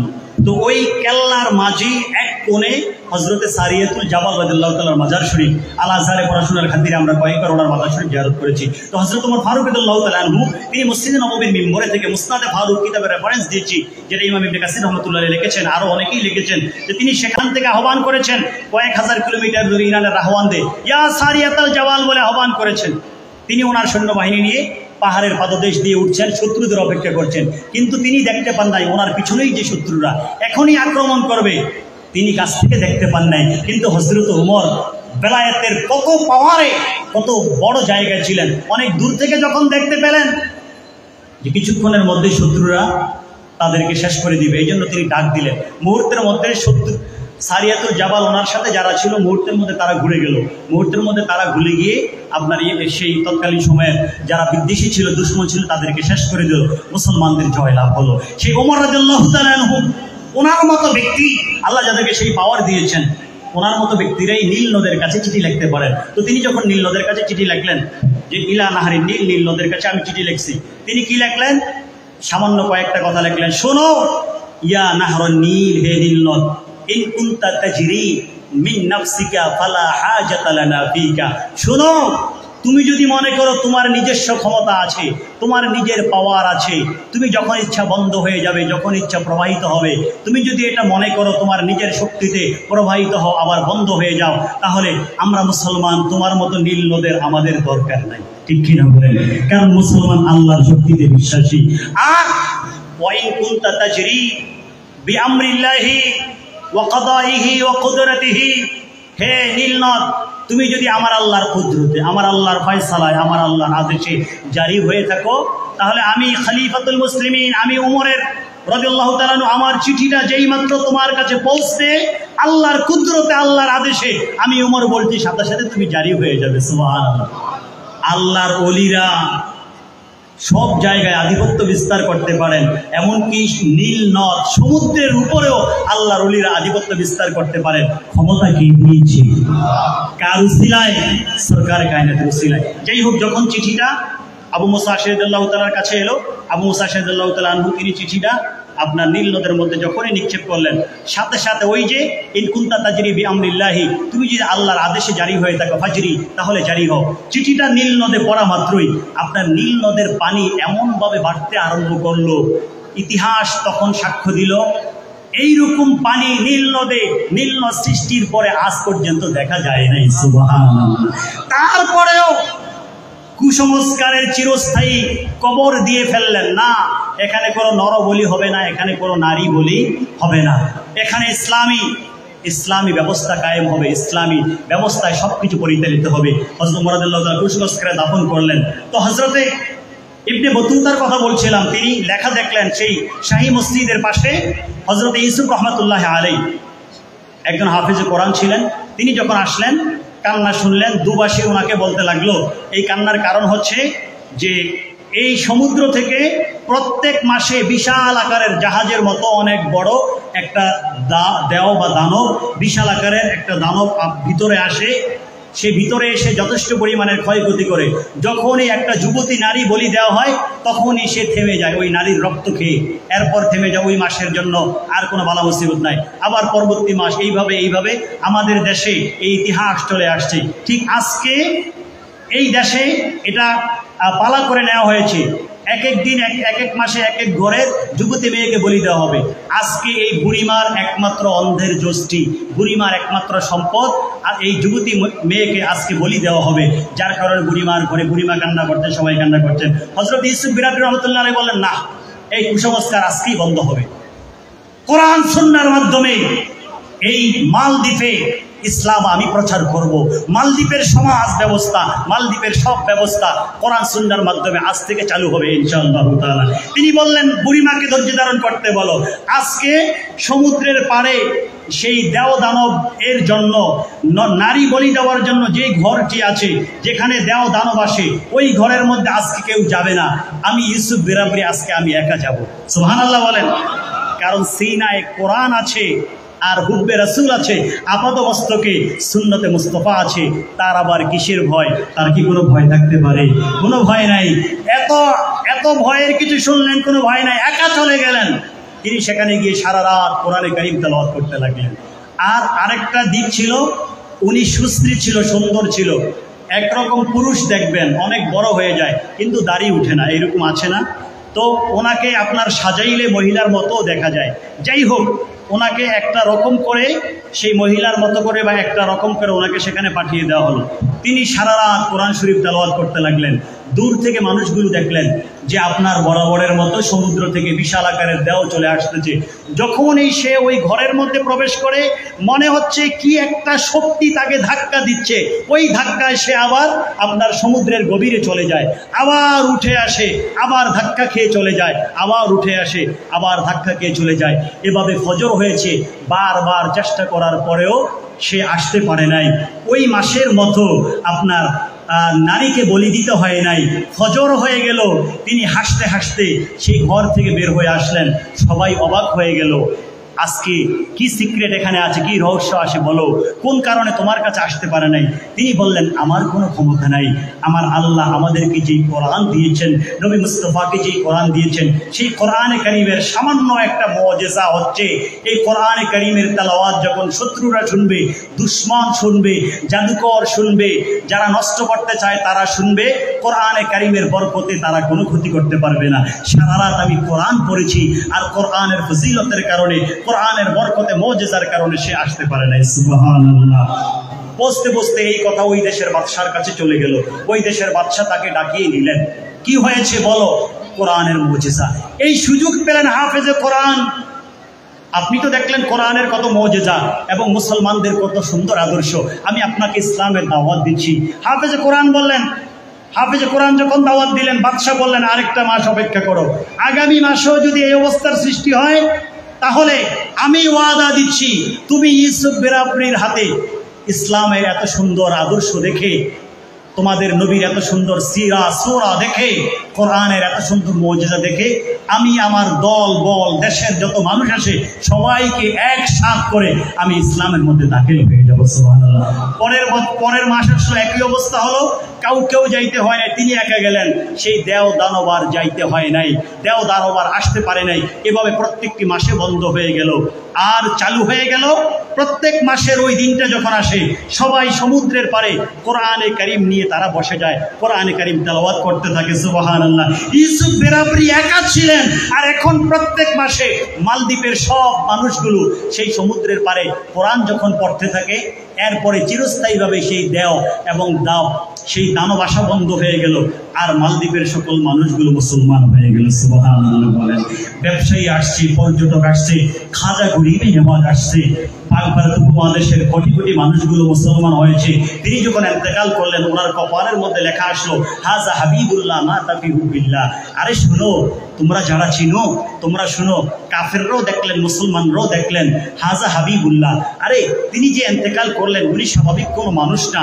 খাজা গরিবে নওয়াজ সুলতানুল হিন্দ মঈনুদ্দিন চিশতি নামে তোমরা যাকে চিনছো, আমি আল্লাহ তার কপালের মধ্যে লেখা উঠিয়ে দিলাম, তিনি হচ্ছেন হাজা হাবিবুল্লাহ, আল্লাহর হাবিব। মা তাফিহু বিল্লাহ, আল্লাহর প্রেমে তিনি ইন্তেকাল করেছেন, আল্লাহ রাসূলের ভালোবাসায় তিনি আল্লাহর দরবারে চলে গেছেন। এই লেখাটা যখন ওনার ইন্তেকালের পরে দেখলেন, ওনার জীবদ্দশায় কোটি কোটি মানুষ ওনার হাতে বায়াত গ্রহণ করে, উনি যুদ্ধ করেন নাই, কিছু করেন নাই, অস্ত্র ধরেন নাই, ওনার আদর্শ দেখে সামাজিক ব্যবস্থা পরিবর্তন হয়ে গেল, অর্থনৈতিক ব্যবস্থা পরিবর্তন হয়ে গেল, রাষ্ট্রীয় ব্যবস্থা পরিবর্তন হয়ে গেল, যার কারণে আপনার 800 থেকে 900 বছর পর্যন্ত পাক ভারত উপমহাদেশে মুসলমান শাসন করেছে। মুসলমানরা একজন হিন্দুকে ওই দেশ থেকে বের করে নাই, বের করেছে? করে নাই। কিন্তু আজকে দেখা যায় হিন্দুদের অমুসলিমদের শক্তি বেশি, আজকে তারা সামান্য সময়ের জন্য ক্ষমতা পেয়ে মুসলমানদেরকে বের করে দেয়। খাজা গরিবে নওয়াজ দুনিয়াতে থাকতে অনেকে মুসলমান হয়েছে, দুনিয়া থেকে যখন চলে গেছেন প্রায় 90,000 থেকে 1 লক্ষ অমুসলিম এই লেখা দেখে তখনও তারা মুসলমান হয়ে গেলেন। সুবহানাল্লাহ। এটাই হচ্ছে মুসলমানদের আদর্শ, এটাই হচ্ছে আউলিয়া কিরামদের আদর্শ, এটাই নবী মুস্তাফার আদর্শ। তো তিনি যখন গোলামের কাছে গেলেন, গোলামকে দেখার জন্য গেলেন, গোলামের শিওরের পাশে বাবা বসা, গোলাম হচ্ছে ইহুদি। আল্লাহর হাবিব পাক সাল্লাল্লাহু আলাইহি ওয়াসাল্লাম তাকে বললেন, হাল্লাকা মিন ইসলাম, তুমি কি ইসলাম ধর্ম গ্রহণ করবে? আল্লাহর হাবিব দেখলেন তার আর বেশি সময় বাকি নাই, সে একটু পরে মৃত্যুর কোলে ঢলে পড়বেন, আর বেশি সময় বাকি নাই। আল্লাহর হাবিব তাকে বললেন, ইয়া গোলাম হাল্লাকা মিন ইসলাম, এই গোলাম তুমি কি ইসলাম ধর্ম গ্রহণ করবে? ওই গোলাম একবার সরকারে কায়নাতের নুরানি চেহারার দিকে তাকায়, আরেকবার বাবার চেহারার দিকে তাকায়, কারণ বাবার আদেশ তো অমান্য করা যাবে না। আরেক দিক থেকে সরকারে কায়নাতের আদেশকে কিভাবে অমান্য করবেন, তিনি প্রস্তাব দিয়েছেন কিভাবে অমান্য করবেন। একবার সরকারে কায়নাতের চেহারা আনোয়ারের দিকে তাকায়, আবার বাবার চেহারার দিকে তাকায়। বাবা একটু করে মাথা নাড়িয়ে মুখ দিয়ে বললেন, আতি আবুল কাসিম মুহাম্মদ সাল্লাল্লাহু আলাইহি ওয়াসাল্লাম, গোলাম আমি ইহুদি, তুমি ইহুদি, আমি ইহুদি হয়েও তোমাকে আমি আদেশ করছি আবুল কাসিম মুহাম্মদ ইবনে আব্দুল্লাহ মুহাম্মদুর রাসূলুল্লাহ সাল্লাল্লাহু আলাইহি ওয়াসাল্লামের তুমি ইতাআত করো, তুমি মুসলমান হয়ে যাও। আমি বাবা হিসাবে আমার কোনো আপত্তি নাই, কারণ আমার কাছেও ইসলামের মতো এত সুন্দর আদর্শ আর কিছু নাই। সুবহানাল্লাহ বলেন। আল্লাহর হাবিবের কাছে ইসলাম ধর্ম গ্রহণ করলেন। ফাখরাজান নবী সাল্লাল্লাহু আলাইহি ওয়াসাল্লাম ক্বাইলান আলহামদুলিল্লাহ ইল্লাযী আনকাযাহু মিন জাহান্নাম। ওই আল্লাহর কসম করছি এবং শুকরিয়া আদায় করছি যেই আল্লাহ এই গোলামটাকে জাহান্নাম থেকে রক্ষা করলেন। ফামাতা, আল্লাহর হাবিব বের হওয়ার পরেই সেই গোলামটা মৃত্যুবরণ করলেন এবং একটি মুহূর্তে আল্লাহর হাবিবের উপরে ঈমান আনার কারণে ওই গোলাম মুহূর্তের মধ্যে জান্নাতে প্রবেশ করে গেলেন। সুবহানাল্লাহ। এভাবে রহমাতুল্লিল আলামিন সামাজিক ব্যবস্থা নিয়ে কাজ করেছেন, তারপরে চিকিৎসা ব্যবস্থা নিয়ে কাজ করেছে। আমি আর 3-4 মিনিট আলোচনা করছি, আপনারা বিরক্ত হবেন, আমি শেষ করে দিচ্ছি। আমি চিকিৎসার দিকটা যাচ্ছি, এরপরে শেষ করছি। আপনারা ধরেন আমাদের মতো যাদের আমাদের অনেক টাকা পয়সা নাই, আমরা ব্যাংকক সিঙ্গাপুর গিয়ে আমরা চিকিৎসা করতে পারি না, তো আমরা যখন জটিল কঠিন রোগে আমরা পড়ে যাই অথবা রোগ যেন আমাদের কাছে না আসে, আমরা কি করতে পারি জানেন? অনেকগুলো চিকিৎসা আছে। আত-তিব্বুন নববী, এখন থেকে 800 বছর পূর্বে ইমাম আল মাকদিসি রহমতুল্লাহ আলাইহি কিতাব লিখেছেন এবং হাজার হাজার উলামায়ে কেরাম, ইমাম জালালউদ্দিন সুয়ুতী রহমতুল্লাহ আলাইহি তিব্বে নববীর উপরে কিতাব লিখেছেন। কত চিকিৎসার উপরে চিকিৎসা বিজ্ঞান, বর্তমান অত্যাধুনিক চিকিৎসা বিজ্ঞান। এই যে ওপেন হার্ট সার্জারি করা হয়, আপনারা এটা জানেন। এই ওপেন হার্ট সার্জারি কোথায় থেকে আসলো? এই চিকিৎসা বিজ্ঞান, বর্তমান গবেষণা, মেডিকেল সায়েন্সকে কে শিক্ষা দিয়েছে? ওপেন হার্ট সার্জারি করে এই বুককে ছিঁড়ে সেখানে বিভিন্ন, কখনো আপনার বাল্ব এখানে প্রতিস্থাপন করা হয়, তারপরে আবার কখনো সেখানে রিং করানো হয়, বিভিন্ন এই বুককে ছিঁড়ে এটা করা হয়। এই চিকিৎসা বিজ্ঞানকে উপহার দিল। আরে শোনো, এই চিকিৎসা বিজ্ঞান তোমরা অমুসলিমরা আবিষ্কার করো নাই, এই চিকিৎসা বিজ্ঞান তোমাদেরকে উপহার দিয়েছে রহমাতুল্লিল আলামিন যখন চতুর্থতম, মাত্র 4 বছরে ছিলেন। রহমাতুল্লিল আলামিন 4 বছরে, ওনার জীবনের চতুর্থ বছরে থেকে এই চিকিৎসা বিজ্ঞানের উন্নত প্রযুক্তি তোমাদেরকে উপহার দিয়েছেন। সুবহানাল্লাহ। রহমাতুল্লিল আলামিনের 4 বার সিনা সাক হয়েছে। কয়বার? ওপেন হার্ট সার্জারি যাকে বলা হয় 4 বার হয়েছে। এর মধ্যে একবার হচ্ছে তিনি যখন ওনার চতুর্থ বছরে ছিলেন, সিরাতে ইবনে হিশাম, সুবুলুল হুদা ওয়ার রাশাদ, ফি সিরাতে খায়রুল ইবাদ সহ বিভিন্ন সিরাতে মুস্তাফার কিতাবের মধ্যে দলিল ভিত্তিক ওনারা আলোচনা করেছেন, সিরাতে হালাবিয়া সহ। একবার চতুর্থ বছরে, আরেকবার 10ম বছরে, আরেকবার মেরাজের সময়, আরেকবার হচ্ছে সরকারে কায়নাত যখন আপনার আল্লাহর সাথে বিশেষ অবস্থায় ছিলেন আল্লাহ রাব্বুল আলামিন, তখন ওনার সিনা সাক করেছেন, ওনার সিনাকে আল্লাহ বিদীর্ণ করেছেন। সিনাকে বিদীর্ণ করে মেডিকেল সায়েন্সকে 1400, 1200, 1300 বছর পরে তথ্য দিয়ে গেলেন, সিরাতে মুস্তাফা পড়ো, মুসলমান হলেও নবী মুস্তাফার সিরাত থেকে, সুরাত থেকে তুমি চিকিৎসা বিজ্ঞানের জন্য অনেক উন্নত ফর্মুলা পাবে, অমুসলিম হলেও পাবে। সুবহানাল্লাহ। সিনা সাকের কথা যেহেতু আসলো, আকীদার একটা কথা বলে দিই, নসের এটা আমানতের খেয়ানত হবে যে আপনার মেয়ার রাসূল পাকের সিনা সাকের যে হাদিসগুলো আছে, আপনারা বুখারী বলেন, মুসলিম বলেন, সিরাতের কিতাব বলেন, বিভিন্ন জায়গায় বলেন, তো সব হাদিসের কিতাবের মধ্যে নির্দিষ্ট কমন একটা জায়গা আছে। সেটা কি? যে আপনার ফেরেশতারা যখন আসলো, রাসূল পাকের সিনা সাক করা হলো, বক্ষকে বিদীর্ণ করা হলো, তখন রাসূল পাকের ভিতর থেকে আলাকাতুন সাউদা, একটা আলাকা, একটা অংশ বের করা হলো। সেই অংশটা হচ্ছে সাউদা, সেটা হচ্ছে কালো, এবং সেটার ব্যাপারে হাদিস শরীফের মধ্যে আছে, এটা হচ্ছে আন্নাহা হাজ্জু শয়তান, এটা হচ্ছে শয়তানের অংশ। এটা কিন্তু হাদিসে মুস্তাফার কথা। আপনি এদিকেও যাইতে পারবেন না, ওদিকেও যাইতে পারবেন না, আপনি হাদিসে মুস্তাফাকে সঠিকভাবে বুঝতে হবে। এখন প্রশ্ন করবেন, সরকারে কায়নাতের তিনি তো হযরতে হাসান বিন সাবিত রাদিয়াল্লাহু তাআলা তিনি বলেছেন, এর আগে কত মানুষ বলেছেন, আমাদের হুজুর উপাধ্যক্ষ মহোদয় তিনি কত সুন্দর আলোচনা করেছেন। হাসান বিন সাবিত তিনি কি রহমাতুল্লিল আলামিনের মিম্বরে দাঁড়িয়ে বলেন নাই তিনি খলিকতা মুবাররাম ওয়া আহসানা মিনকা লাম তারা কাত্তু আইনি ওয়া আজমালা মিনকা লাম তালিদিন নিসাউ খলিকতা মুবাররাম মিন কুল্লি আইবিন কাআন্নাকা কাদ খলিকতা কামা তাশাউ। ইয়া রাসূলুল্লাহ, অনেক লম্বা কথার মধ্যে একটি কথা হচ্ছে, ইয়া রাসূলুল্লাহ, জাহেরে বাতেনে, ভিতরে ভিতরে বাহিরে কোনো দিকে আপনার মধ্যে কোনো রকমের ত্রুটি রেখে আমার আল্লাহ আপনাকে সৃষ্টি করেন না। সুবহানাল্লাহ। সাহাবায়ে কেরাম সাক্ষ্য দিচ্ছে মসজিদ নববীর আমার নবীর মিম্বরে দাঁড়িয়ে, আর আমার নবী শুনছে। তাহলে আহলে সুন্নাত ওয়াল জামাতের আকীদা হচ্ছে নবী মুস্তাফার ভিতরেও ত্রুটি নাই, বাহিরেও ত্রুটি নাই, ঠিক কি না বলেন? তাহলে হাদিসের মধ্যে যে আসলো আলাকাতুল সাউদা ওয়া আন্নাহা মিন হাজ্জিশ শাইতান, ভিতরে একটা কালো অংশ আছে এবং এটা হচ্ছে শয়তানের অংশ। আপনি কোন দিকে যাবেন, কি ব্যাখ্যা করবেন? আপনাকে ধোঁকা দিবে, আপনাকে তথাকথিত মিডিয়া ব্যক্তিত্বরা আপনাকে আপনার কানে কানে এসে বলবে যে হ্যাঁ তিনি তো আমাদের মতো দোষী গুণে মানুষ, যার কারণে ওনার ভিতরে কালো অংশ ছিল, এটা বের করে দেবে, ওনাকে পুতু পবিত্র করা হয়েছে, এর আগে ওনার দোষও ছিল, গুণও ছিল। নাউজুবিল্লাহ। এই জন্য শুনেন, এই ধরনের বাজে কথাগুলো যেই জায়গা থেকে ডেলিভারি দেওয়া হয়, সেই সৌদি আরবের অন্যতম মুহাদ্দিস, যাকে মুহাদ্দিসুদ দিয়ারিল হিজাজিয়া বলা হয়, ওনারা মাগরিব সুদূর মরক্কো থেকে সফর করে আপনার আরব বিশ্বে ইসলাম প্রচার করেছেন। ওনাদের ইসলাম প্রচারের কারণে তরিকা তাসাউফের আদর্শ ইয়ামানে প্রচারিত হয়েছে আলাবিয়া তরিকা নামে, সিঙ্গাপুরে প্রচারিত হয়েছে আলাবিয়া তরিকা নামে, মালয়েশিয়াতে প্রচারিত হয়েছে আলাবিয়া তরিকা নামে, ব্রুনাই থাইল্যান্ডে আলাবিয়া তরিকা, ইন্দোনেশিয়াতে আলাবিয়া তরিকার অভাব নাই। আমাদের দেশে যদিও আলাবিয়া তরিকার চর্চা নাই, কিন্তু ওই দেশগুলোতে আপনি দেখবেন আলাবিয়া তরিকা, আলাবিয়া কাদরিয়া, আলাবিয়া শাজুলিয়া, এইভাবে বিভিন্ন নাম দিয়ে আলাবিয়া তরিকা যারা নিয়ে আসছেন এই দেশে, তাদের মধ্যে শেষ দিকে যিনি আছেন তিনি হচ্ছেন শেখ সৈয়দি মোহাম্মদ বিন আলাবি আল মালিকি রহমতুল্লাহ আলাই, হাশিমি হুজুর কেবলা রহমতুল্লাহ আলাই রাদিয়াল্লাহু তাআলা। ওনাদের সাথে ওনাদের অনেক বড় যোগসূত্র ছিল, যোগাযোগ ছিল। ওনারা সেখানে যখন যেতেন, এখনো আমাদের বাংলাদেশ থেকে আহলে সুন্নাত ওয়াল জামাতের বড় বড় ওলামায়ে কেরাম পীর মাশায়েখ যখন তারা যায় মক্কা শরীফে, মক্কা শরীফের এরিয়া থেকে মসজিদে হারামের যে চত্বর এরিয়া থেকে 5 কিলোমিটার দূরে রোসাইফা নামক জায়গা, বিশাল বড় এলাকা, তৎকালীন সময়ের বাদশাহ ওনার নামে লিখে দিয়েছেন। সুবহানাল্লাহ। সেই মুহাদ্দিসুল হিজাজ, পুরা হিজাজ আরব বিশ্বের তৎকালীন সময়ে মস্ত বড় মুহাদ্দিস সৈয়দ মোহাম্মদ বিন আলাবি রহমতুল্লাহ আলাইহি মেরাজের উপর অনেক বড় বড় কিতাব লিখলেন। তার মধ্যে সবচেয়ে চমৎকার যে কিতাবটি, এত বড় ভলিউম, ওলামায়ে কেরাম এটা নেটে চার্জ দিলে পিডিএফ পাবেন, এমনি তো আছেই। কিতাবের নাম হচ্ছে ওয়াহুয়া বিল উফুকিল আ'লা। ওয়াহুয়া মানে সরকার কায়নাত, বিল উফুকিল আ'লা।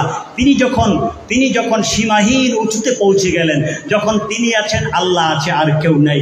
ওই সময়ের কি আলোচনা হয়েছে, কি আলাপ হয়েছে, মেরাজের আলাপচারিতা কি ছিল, ইসরায়ের রহস্য কি ছিল, মেরাজের রহস্য কি ছিল, সব কিছুর তাত্ত্বিক আলোচনা তিনি এত বড় ভলিউমের মধ্যে এই কিতাবটার মধ্যে তিনি করেছেন। ওয়াহুয়া বিল উফুকিল আ'লা, অত্যন্ত চমৎকার কিতাব এবং সহজ আরবিতে। যারা পারেন ওলামায়ে কেরাম এবং আপনারা শিক্ষার্থী যারা আছেন আরবি পড়েন, তারা আপনারা এই কিতাবটা পড়বেন, অত্যন্ত কাজে লাগবে। অনেক কিছু জানার আছে এখানে। যাই হোক, তিনি এখন এই হাদিসের ব্যাখ্যা করতে লাগলেন, অনেক লম্বা আলোচনা। যে কেউ কেউ এই হাদিসের মধ্যে বলে আল্লাহর হাবিবের মধ্যে প্রকৃতভাবে একটা কালো অংশ ছিল। মেরাজে যখন তিনি যাবেন, আল্লাহ রাব্বুল আলামিনের দরবারে যাবেন, দিদারে মুস্তাফার, দিদারে এলাহির জন্য যাবেন, তখন আল্লাহ চেয়েছেন ওনার মধ্যে যেন আর ভিতরে কিছুই না থাকে, তারপরে এটা বের করে দেওয়া হলো। উনি এই ব্যাখ্যাটার বিরোধিতা করলেন। এইভাবে যারা বিভিন্নমুখী ব্যাখ্যা করেছেন সবটার বিরোধিতা করলেন। তারপরে এখন তিনি শানে রিসালাতের সাথে মিল রেখে ব্যাখ্যা করতে আরম্ভ করলেন, বিভিন্ন রেফারেন্স টানলেন।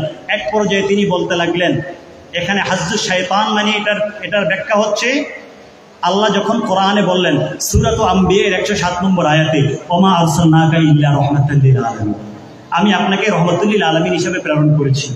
এটাই তো অর্থ, তাই না? তো আলামিন মানে কি? আলামিন মানে কি শুধু মানুষ, শুধু জিন জাতি, ফেরেশতা? আলামিন বলতে আল্লাহর সৃষ্টি জগতে যা কিছু আছে, কুল্লু মা সিওয়াল্লাহ, আল্লাহ ছাড়া যা কিছু আছে সবকিছু আলামিনের অন্তর্ভুক্ত। এটা হচ্ছে আপনার আকীদার পরিভাষা। তো আলামিনের মধ্যে শয়তান আছে কি নাই? আপনারা বলেন আলামিনের মধ্যে শয়তান আছে কি নাই? শয়তানও তো আলামিনের মধ্যে আছে।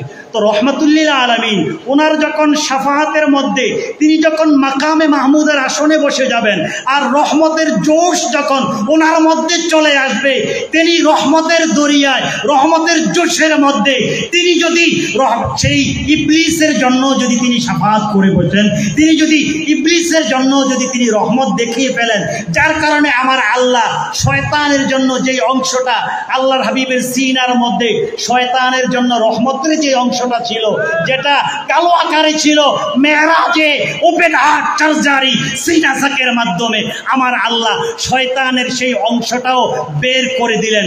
সরকার কুল কায়নাতের সকলের জন্য রহমত হবে, কিন্তু ইবলিসের জন্য সরকারকে আমার আল্লাহ রহমত কখনো বানাবেন না। সুবহানাল্লাহ বলবেন না? দেখতে পাচ্ছেন শানের রিসালাত যারা বুঝে তাদের কি ব্যাখ্যা, আর নজদি ওয়াহাবি তাদের কি ব্যাখ্যা। একদল বলতেছে কুল ইন্নামা আনা বাশারুম মিসলুকুম ফাসাব্বিহ বিহামদি রাব্বিকা ওয়াস্তাগফির ইলা ইলা ইলা, আরো যত আছে সব কিছু দিয়ে নবী মুস্তাফা আমার আপনার মতো মাটি গুনে দোষে গুনে মানুষ, নাউজুবিল্লাহ।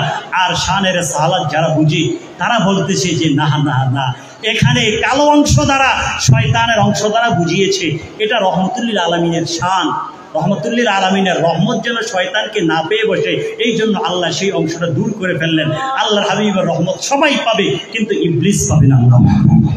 আল্লাহ যেন আমাদেরকে রহমতুল্লিল আলামিনের সেই আদর্শ দান করে, আমরা যেন রহমতুল্লিল আলামিনের সেই আদর্শ অনুযায়ী চলতে পারি। বলুন আল্লাহুম্মা আমিন। তো চিকিৎসা বিজ্ঞানের কথা বলছিলাম, আমরা আমাদের দেশে মধু আছে না, এখন সরিষা ফুলের মধু, তারপরে আপনার কালিয়া জিরার মধু, কত মধু চাষ করা হয়, একেবারে আপনার 300 টাকা 400 টাকা 800 টাকা অল্পতে আপনার মধুর কেজি পাওয়া যায়। সকলে নিয়মিত মধু পান করবেন। আল্লাহ হাবিব পাক সাল্লাল্লাহু আলাইহি ওয়াসাল্লাম বলেছেন ইন্নাল্লাহ তাবারাকা ওয়া তাআলা জাআলা আদ-দাওয়া ফি সালাতাতিন, আল্লাহ প্রধান 3টা জিনিসের মধ্যে চিকিৎসা রেখেছেন আমার উম্মতের জন্য, এগুলা যারা সেবন করবে তাদের কখনো রোগ হবে না। তার মধ্যে আল্লাহর হাবিব একটা বলেছেন আল আসাল, আসাল হচ্ছে মধু। এক ব্যক্তি, বুখারীর হাদিস, যে এক ব্যক্তির পেটের মধ্যে অসুখ হয়েছে, আল্লাহর হাবিবের দরবারে আসলেন। আল্লাহর হাবিব বললেন যে আশরিবুল আসালা, তাকে মধু পান করাও। মধু পান করানো হলো। ওই ব্যক্তি আসলেন, বললেন ইয়া রাসূলুল্লাহ, তার পেটের অসুখ তো ভালো হয় নাই। আল্লাহর হাবিব বললেন আবার মধু পান করাও। আবার আসলেন, বললেন ইয়া রাসূলুল্লাহ, ভালো হয় নাই। এখন আল্লাহর হাবিব বললেন তার পেট মিথ্যা বলছে, মধুর গুণ কিন্তু সত্য, তার পেট মিথ্যা বলছে। আল্লাহর হাবিব বললেন আবার তাকে মধু পান করাও। তৃতীয়বার যখন তাকে মধু পান করানো হলো, তখন দেখা গেল আপনার শেফা, নবী সাল্লাল্লাহু আলাইহি ওয়াসাল্লামের জবান মুবারক থেকে যেই কথা বের হয়েছে, এবং আল্লাহ মধুর মধ্যে যে চিকিৎসা দিয়েছেন, সেই চিকিৎসা গ্রহণ করার কারণে, মধু 3তৃতীয় মাত্রায় গ্রহণ করার কারণে ওই ব্যক্তির পেটের অসুখ তৃতীয়বারে ভালো হয়ে গেল। সুবহানাল্লাহ। তো আপনি কেন পেটে অসুখের জন্য এখানে যাইতে হবে, সেখানে যাইতে হবে, টাকা পয়সা নাই, মধু গ্রহণ করেন। কালিয়া জিরা একেবারে সস্তা। আল্লাহ হাবিব পাক সাল্লাল্লাহু আলাইহি ওয়াসাল্লাম বলেছেন যে কালিয়া জিরা কেউ যদি নিয়ে, কালিয়া জিরা আপনারা চিনেন তো, এবার কালো কালো, এটা একটু তিতা, এটা যে ব্যক্তি পান করবে আল হাব্বাতুস সাওদা, এই কালিয়া জিরা, এটা সকল কিছুর জন্য শেফা, সব রোগের চিকিৎসা এটার মধ্যে আছে ইল্লাল মাউত, শুধু মৃত্যু নামক যেই রোগ, অর্থাৎ মৃত্যু থেকে কালিয়া জিরা মানুষকে নাজাত দিতে পারবে না, মৃত্যু ছাড়া সকল রোগের চিকিৎসা এটার মধ্যে রয়েছে। সুবহানাল্লাহ। এভাবে আল্লাহর হাবিব যে চিকিৎসাগুলো দিয়েছেন, এই চিকিৎসাগুলো আমাদের কাছে আছে, এই চিকিৎসাগুলো গ্রহণ করবেন। বর্তমানে আপনারা ওই যে যারা আপনার ওই যে আধ্যাত্মিক কবিরাজ বা বিভিন্ন কবিরাজ, বিভিন্ন বনলতা দিয়ে যারা আপনার কবিরাজি করে থাকে, চিকিৎসা দিয়ে থাকে, দেখবেন যখন জ্বরের রোগী তাদের কাছে যায়, তখন বলবে যে আপনার 7 নদী থেকে 7টা নতুন পাত্রের মধ্যে করে পানি এনে দাও, পানি এনে তার গায়ের মধ্যে ঢেলে দাও। আমরা মনে করে থাকি এটা একটা কুসংস্কার। না না, এটাও নবী মুস্তাফার একটা চিকিৎসা। এই চিকিৎসাটা এখন বিলুপ্ত হয়ে গেছে, মানুষ জানে না। আল্লাহ হাবিব পাক সাল্লাল্লাহু আলাইহি ওয়াসাল্লাম সফর মাস, কিছুদিন আগে আপনারা আখিরি সাহার সম্ভব পালন করেছেন। সফর মাসের শেষ বুধবার আল্লাহর হাবিবকে আপনার খায়বারের যুদ্ধে 7ম হিজরি শুরুতে যখন 20 আল্লাহর হাবিব পাক সাল্লাল্লাহু আলাইহি ওয়াসাল্লামকে 20 পান করানোর চেষ্টা করা হলো। সেই 7-এর মধ্যে বকরির মধ্যে সুম্মাত 20 ক্রিয়া 20 মিশিয়ে দেওয়া হলো। আল্লাহর হাবিব পাক সাল্লাল্লাহু আলাইহি ওয়াসাল্লাম মাত্র মুখের মধ্যে নিয়েছেন, দাঁত মোবারকের সাথে স্পর্শ হয়েছে, এই হবে মাত্রই বকরি থেকে আওয়াজ আসলো ইয়া রাসূলুল্লাহ, আমার মধ্যে বিষ মিশ্রিত করে দেওয়া হয়েছে, আপনি এটা খাবেন না। আল্লাহর হাবিব মুখে নেওয়ার আগেই হযরতে বিশর বিন মারুর রাদিয়াল্লাহু তাআলা আনহু খেয়েছেন, সাথে সাথে তিনি ইস্তাশহাদা, সাথে সাথে তিনি শহীদ হয়ে গিয়েছেন। ওই বিষ ক্রিয়া আল্লাহর হাবিবের মাঝে 4 বছর পর্যন্ত ছিল। কেন ছিল জিজ্ঞেস করবেন, একটা বিষ কিভাবে আল্লাহর হাবিবকে ক্ষতি করতে পারে? না না, এটা আল্লাহর হাবিবকে ক্ষতি করে নাই, বরং আল্লাহর হাবিব যে আল্লাহর দরবারে দোয়া করেছিলেন, তামান্না করেছিলেন, আল্লাহর হাবিবের কোনো আশাকে আশাকে ফিরিয়ে দিয়েছেন, দোয়াকে পূরণ করেন নাই, এমন কোনো ইতিহাস কি আছে? নাই। বরং যা চেয়েছেন তা দিয়েছেন। কাদনারা তাকুল্লুবা থেকে অসংখ্য দলিল আছে। আল্লাহ হাবিব পাক সাল্লাল্লাহু আলাইহি ওয়াসাল্লাম তিনি এক সময় মুসলমানদেরকে শাহাদাতের উপরে, ফজিলতের উপরে আলোচনা করতে গিয়ে তিনি বলতে লাগলেন যে লাউদিত্তু, বুখারী মুসলিম, লাউদিত্তু আন উকতালা সুম্মা উহিয়া সুম্মা উকতালা সুম্মা উহিয়া সুম্মা উকতালা।